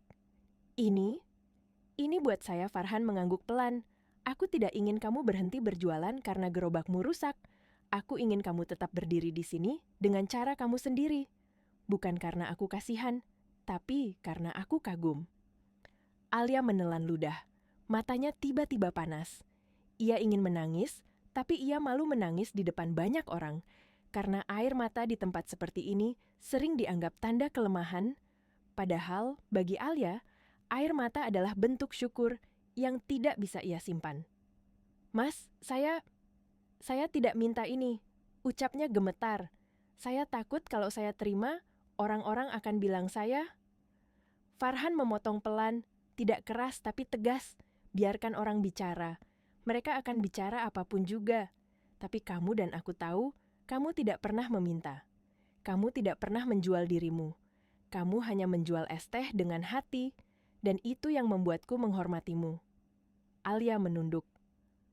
Air matanya jatuh juga, 1 lalu 2. Ia cepat-cepat mengusapnya. Ia merasa dadanya penuh, seperti selama ini ia menahan banyak hal, lalu tiba-tiba ada yang membukakan pintu agar ia bisa bernapas. Lalu Alia mengangkat wajahnya lagi. Tatapannya masih lembut, tapi ada ketegasan yang lahir dari harga diri. "Mas Farhan, saya akan bilang jujur. Saya tidak butuh harta, Mas. Saya tidak ingin diperlakukan seperti orang yang harus diselamatkan. Saya hanya ingin diperlakukan seperti manusia yang punya martabat." Farhan mengangguk, matanya hangat. "Itu yang aku mau dari awal." Alia memandang gerobak baru itu lagi, lalu memandang Farhan. Keramaian di sekitar masih berisik, tapi bagi Alia, dunia seperti mengecil menjadi 2 orang yang saling menahan napas. Kalau begitu, Alia berkata pelan, "Saya terima gerobak ini, bukan sebagai hadiah yang membuat saya merasa kecil, tapi sebagai amanah, dan saya janji, saya akan tetap berjualan seperti biasa. Saya tidak akan berubah jadi sombong, hanya karena orang-orang mulai memandang saya berbeda." Farhan tersenyum, Kali ini senyum yang benar-benar lepas dari dadanya. Itu Alia yang aku kenal. Alia mengambil teko, menyiapkan 2 gelas. Tangannya masih sedikit gemetar, tapi ia memaksa geraknya tetap rapi. Ia menuang teh tanpa gula untuk Farhan seperti biasa, lalu satu lagi sedikit manis untuk dirinya sendiri. Karena hari itu ia butuh rasa manis agar hatinya tidak terlalu bergetar. Ia menyerahkan gelas itu pada Farhan. Kalau Mas masih mau, Mas tetap pelanggan pertama saya setiap hari. Farhan menerima gelas itu, lalu tanpa ragu duduk di bangku bambu yang sama. Meskipun bajunya rapi, meskipun orang-orang di belakangnya berdiri, Farhan tetap duduk seperti dulu, menunduk sedikit, meminum teh pahit itu pelan, seolah ingin membuktikan bahwa di depan Alia, ia tidak perlu jadi siapa-siapa selain dirinya sendiri. Dan di tengah jalan yang basah, di bawah langit yang mulai cerah lagi, Alia berdiri di belakang gerobak barunya, dengan mata yang masih berkaca, tapi dadanya terasa lebih lapang. Ia tidak tahu seperti apa akhir dari semua ini. Tapi, untuk pertama kalinya, ia merasa Allah sedang menulis sesuatu yang lebih besar dari sekadar 1 hari jualan. Keramaian di sekitar gerobak itu seperti ombak yang tidak berhenti. Ada yang mendekat pura-pura mau beli, padahal hanya ingin melihat. Ada yang mengangkat ponsel tinggi-tinggi, merekam wajah Alia seolah ia baru saja menjadi berita. Ada yang berbisik dengan nada iri, ada yang tertawa kagum, ada pula yang tiba-tiba memanggil namanya dengan suara manis, seolah mereka selama ini teman dekat. Alia berdiri di belakang gerobaknya, berusaha menelan semua tatapan itu. Tapi dadanya tetap terasa sesak, bukan karena senang, melainkan karena takut. Takut kalau hari ini, kebaikan yang ia terima akan berubah menjadi fitnah besok pagi. Farhan memandang Alia lama, lalu menoleh kepada orang-orang di belakangnya. Ia memberi isyarat kecil, sederhana, tapi cukup membuat mereka mengerti. Beberapa orang yang berpakaian rapi itu langsung mundur beberapa langkah, memberi ruang. Yang memegang alat komunikasi menurunkan tangan. Yang tadi berdiri seperti tembok, kini menepi. Seolah Farhan sedang berkata tanpa suara, "Ini bukan panggung, ini hanya 2 manusia yang sedang bicara." Farhan kembali menatap Alia. "Kalau kamu merasa tidak nyaman, aku bisa suruh mereka pergi sekarang." Alia menelan ludah. Ia mengangguk pelan. Suaranya gemetar, tapi tetap sopan. "Iya, Mas, saya tidak kuat dilihatin begini. Saya cuma mau jualan seperti biasa." Farhan mengangguk, lalu menoleh lagi. Semua mundur. Jangan ada yang ambil gambar. Biarkan dia bernapas.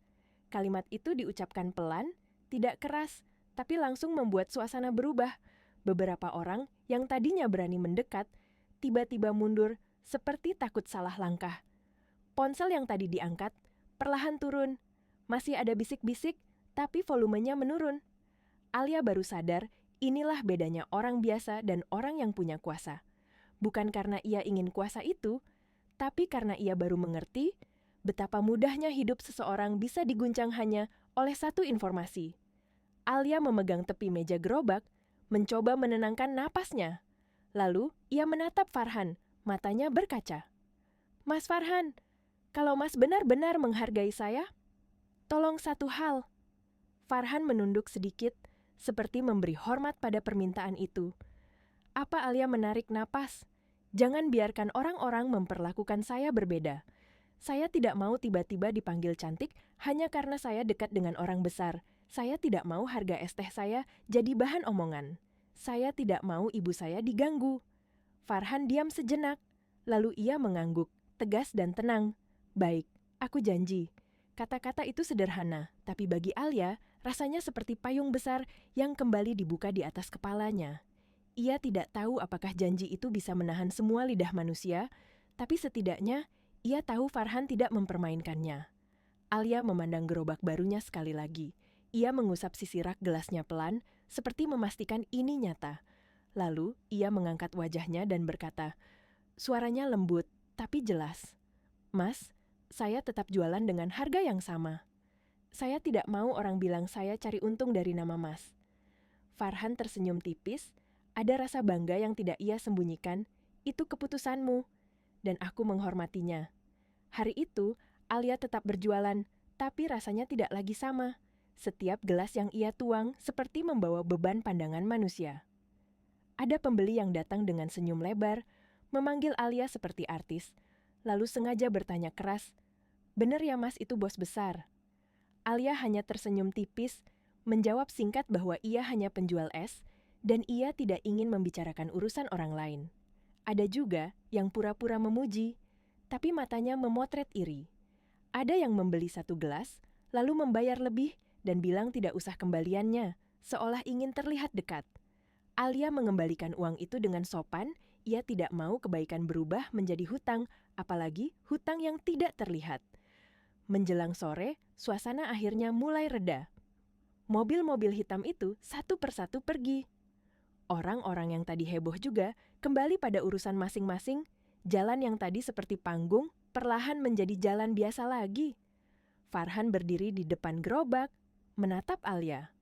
"Aku harus pergi, tapi aku akan kembali, bukan sebagai tontonan. Aku akan kembali seperti biasa." Alia mengangguk. Kali ini ia tidak menunduk karena malu. Ia menunduk karena sedang menahan rasa yang campur aduk. "Terima kasih, Mas." Farhan tersenyum pelan. "Terima kasih juga, karena kamu tetap jadi Alia, bahkan ketika dunia mencoba mengubahmu." Farhan pergi. Alia menatap punggungnya sampai hilang, lalu ia menghela napas panjang. Ketika jalan sudah agak sepi, Alia menutup mata sebentar, berbisik dalam hati, "Ya Allah, jagalah hatiku. Jangan biarkan aku sombong. Jangan biarkan aku merasa kecil. Bimbing aku agar tetap lurus." Malam itu, Alia pulang dengan langkah pelan. Ibunya menatapnya cemas karena mendengar kabar dari tetangga bahwa ada mobil-mobil mewah berhenti di depan gerobak Alia. Alia hanya memeluk ibunya dan berkata pelan, seolah menenangkan ibunya sekaligus dirinya sendiri. "Bu, hari ini Allah kasih ujian juga kasih rezeki." Tapi Alia takut. Alia takut orang-orang tidak lagi melihat Alia sebagai Alia. Ibunya mengusap punggungnya pelan. "Kalau kamu tetap jaga hati, nak, orang boleh lihat apa saja, tapi Allah lihat yang sebenarnya." Beberapa minggu kemudian, kehidupan perlahan kembali tenang.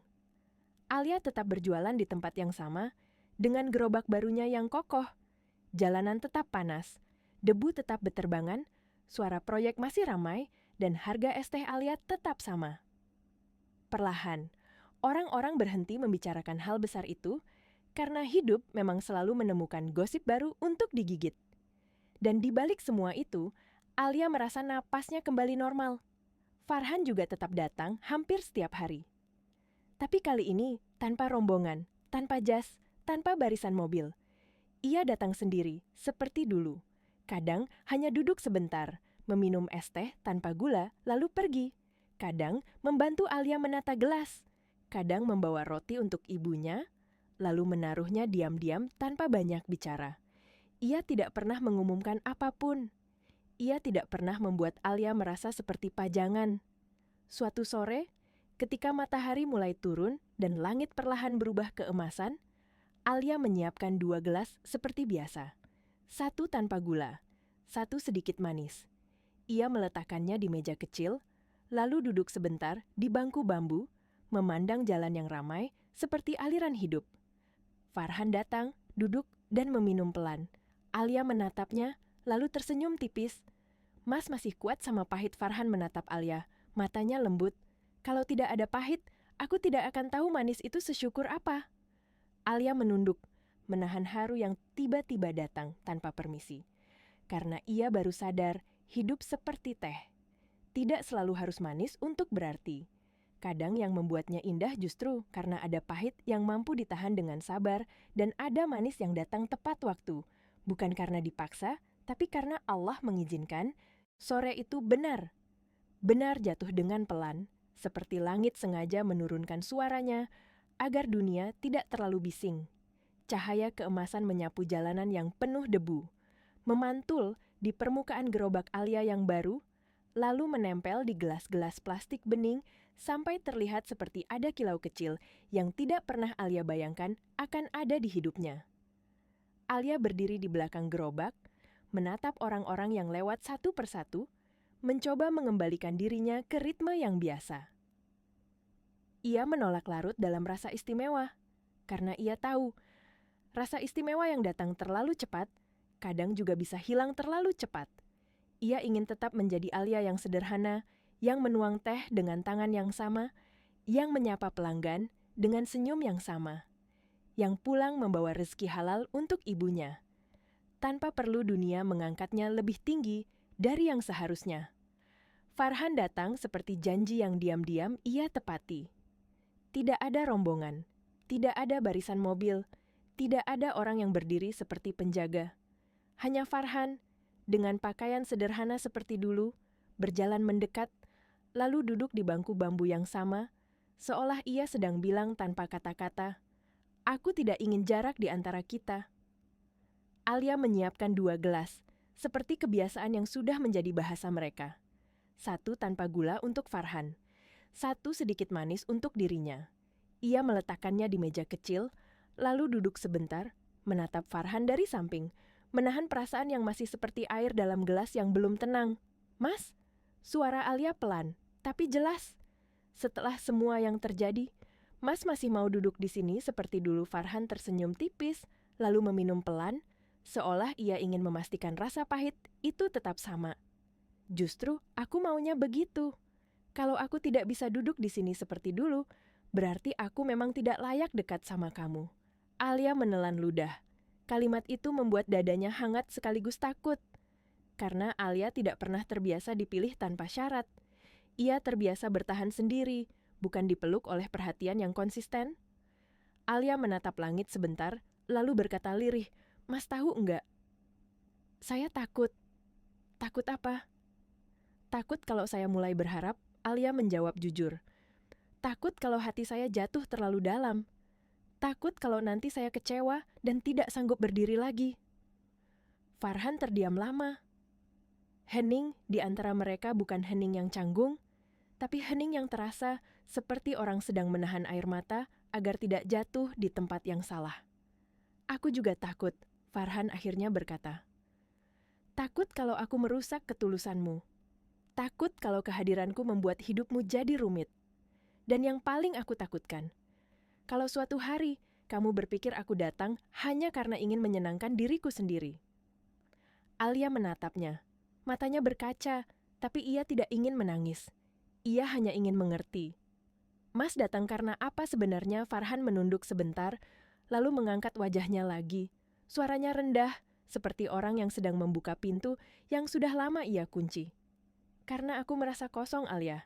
Aku punya banyak hal yang orang sebut berhasil. Tapi setiap hari rasanya seperti berjalan tanpa arah. Semua orang di sekitarku ingin sesuatu. Ada yang ingin uang, ada yang ingin jabatan, ada yang ingin dekat supaya bisa naik.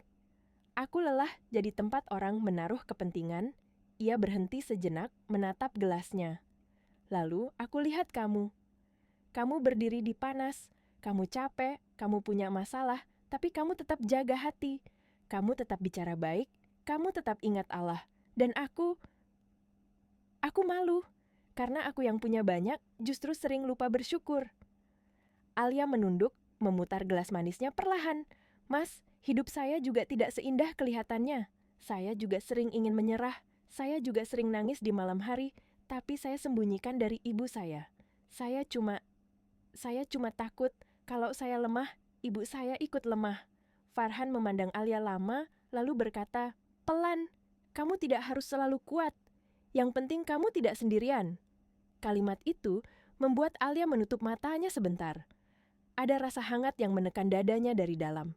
Tapi Alia tidak ingin tenggelam dalam hangat itu tanpa batas. Ia membuka mata lagi dan berkata, masih pelan, tapi lebih tegas, "Mas Farhan, saya tidak bisa menjanjikan apa-apa. Saya tidak tahu jalan Allah akan bawa kita kemana. Tapi saya minta satu hal, jangan jadikan saya alasan Mas bertengkar dengan dunia Mas. Jangan paksa saya masuk ke tempat yang saya tidak sanggup." Farhan mengangguk tanpa ragu, seolah itu memang jawaban yang ia tunggu. "Aku tidak akan memaksamu. Aku tidak ingin kamu berubah menjadi orang lain hanya untuk mengimbangi aku.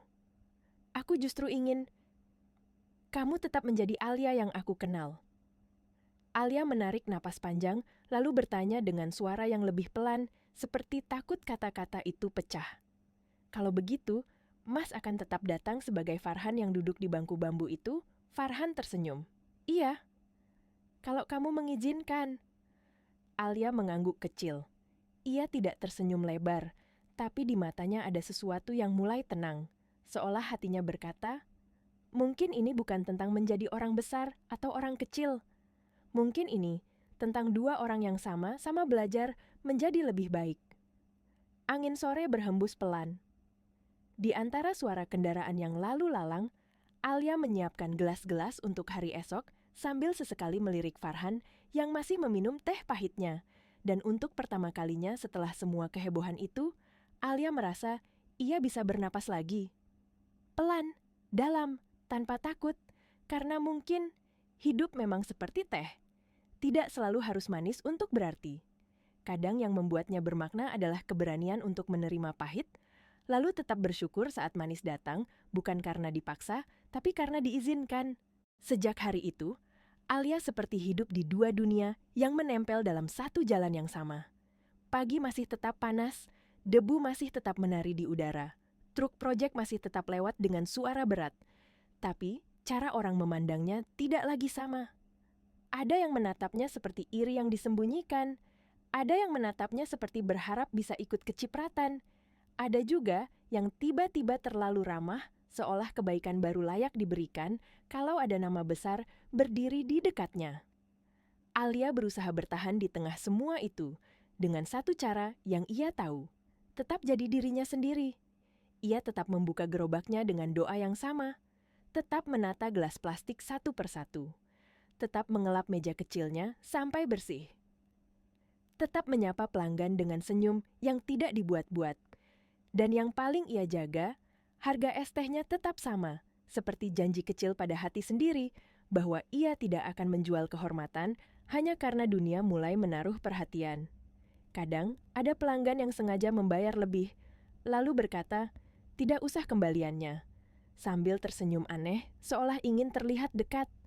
Alia mengembalikan uang itu dengan sopan, suaranya lembut tapi tegas, mengatakan kembalian tetap kembalian, karena rezeki harus jelas jalannya. Kadang ada yang bertanya dengan nada ingin tahu, apakah Farhan benar-benar orang besar? Apakah Alia akan dibawa masuk ke rumah mewah? Apakah Alia akan berhenti jualan? Alia hanya tersenyum tipis dan menunduk sebentar, menjawab pelan bahwa ia tidak suka membicarakan hidup orang lain, apalagi di depan jalan yang ramai.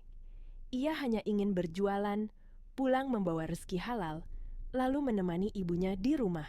Dan Farhan, seperti janjinya, datang tanpa membuat keramaian. Ia tidak lagi membawa rombongan, tidak lagi membuat orang menepi karena takut salah langkah. Ia datang sendiri, menepi pelan, duduk di bangku bambu, dan tetap memesan es teh tanpa gula, seolah ingin mengembalikan semuanya ke tempat yang semestinya. Tapi Alia tahu, meski Farhan berusaha menjadi sederhana, dunia tidak akan semudah itu lupa. Masih ada bisik-bisik, masih ada mata yang memeriksa, masih ada orang yang ingin memastikan apakah kedekatan itu benar, apakah Alia benar-benar beruntung, seolah hidup Alia selama ini tidak pernah berjuang, hanya menunggu keberuntungan jatuh dari langit. Suatu sore, ketika pembeli mulai sepi dan langit pelan-pelan berubah keemasan, Alia menutup termosnya, lalu menatap Farhan yang sedang meminum tehnya pelan. Mas, saya mau tanya satu hal, suaranya lirih tapi jelas. Farhan menoleh, tatapannya lembut. Tanya. Alia menelan ludah kemenahan sesuatu di dadanya. Kalau suatu hari Mas capek, kalau suatu hari Mas sadar dunia Mas terlalu jauh dari dunia saya, Mas akan pergi begitu saja. Farhan diam lama. Untuk beberapa detik, suara kendaraan yang lewat terasa lebih keras, seolah memberi waktu pada pertanyaan itu untuk menembus lebih dalam. Aku tidak mau janji yang besar-besar, Alia. Jawabnya pelan. Karena janji besar sering gampang patah kalau tidak dijaga. Tapi aku bisa bilang satu hal. Selama aku datang ke sini, aku datang dengan hati yang sama. Aku tidak datang untuk mengubahmu. Aku datang karena aku sedang belajar. supaya aku tidak lagi jadi manusia yang lupa diri. Alia menunduk. Kalimat itu tidak menjawab semua ketakutannya, tapi anehnya justru menenangkan, karena Farhan tidak sedang menjual mimpi. Ia sedang berkata jujur. Alia mengangguk kecil. Saya juga tidak mau janji yang besar-besar, Mas. Saya cuma mau kita sama-sama jaga niat. Farhan tersenyum tipis, seperti lega. Itu yang paling penting. Malamnya, Alia pulang lebih pelan dari biasanya. Ia membuka pintu rumah papan itu dengan hati-hati. Takut ibunya sudah menunggu dengan banyak tanya. Dan benar saja, ibunya duduk di kursi bambu, menatap Alia dengan mata yang penuh kasih, tapi juga penuh khawatir. Hari ini ramai lagi, Nak, tanya ibunya. Alia duduk di samping ibunya, menggenggam tangan ibunya pelan. Ramai, Bu, tapi bukan karena esnya. Karena orang-orang masih ngomongin itu. Ibunya menghela napas panjang. Kamu capek. Alia ingin bilang tidak, tapi kata tidak terasa seperti bohong. Jadi ia hanya menunduk, suaranya kecil. Capek, Bu. Kadang Alia pengen jadi orang yang tidak dilihat siapa-siapa, biar bisa jualan tenang. Ibunya mengusap kepala Alia pelan, seperti mengusap anak kecil yang baru pulang dari hujan. Kamu tidak bisa mengatur mulut orang, Nak. Tapi kamu bisa mengatur hatimu sendiri. Jangan biarkan pujian membuatmu tinggi, dan jangan biarkan omongan membuatmu jatuh. Kalau Allah sudah titipkan sesuatu, itu bukan cuma rezeki, itu juga ujian. Alia mengangguk pelan, matanya berkaca. Alia takut berubah, Bu. Ibunya tersenyum lembut. Kalau kamu takut berubah, itu tanda kamu masih sadar. Dan orang yang masih sadar, biasanya Allah jaga. Keesokan harinya, Alia kembali berdiri di tempat yang sama, mengelap meja kecilnya, menata gelas, menuang teh, dan mencoba mengembalikan hidupnya ke bentuk semula. Tidak ada musik, tidak ada sorak-sorai, hanya suara jalanan dan napasnya sendiri. Dan saat jam sudah mendekati siang, Farhan datang lagi, seperti biasa. Ia duduk, memesan teh pahit, lalu menatap Alia pelan, seolah ingin memastikan Alia masih sanggup bernapas di tengah semua perubahan ini. Alia menyodorkan gelasnya, dan kali ini ia tersenyum lebih tulus, bukan karena semuanya sudah aman, tapi karena ia memilih untuk tetap berdiri. Kalau Mas masih mau, Alia berbisik pelan, Mas boleh tetap duduk di sini. Tapi tolong, jangan biarkan saya kehilangan diri saya sendiri. Farhan menatapnya, lalu mengangguk, suaranya rendah dan hangat. Aku akan jaga sejauh yang aku bisa. Dan kalau suatu hari kamu merasa terlalu berat, bilang, kita pelan-pelan saja. Alia mengangguk. Angin berembus lembut. Untuk sesaat, dunia terasa tidak terlalu bising. Di balik debu dan panas, Alia mulai mengerti. Mungkin ini bukan cerita tentang gadis kecil yang ketemu orang besar. Ini cerita tentang dua manusia yang sama-sama diuji. Satu diuji oleh kekurangan, satu diuji oleh kelimpahan. Dan keduanya sedang belajar menaruh hati di tempat yang tidak salah.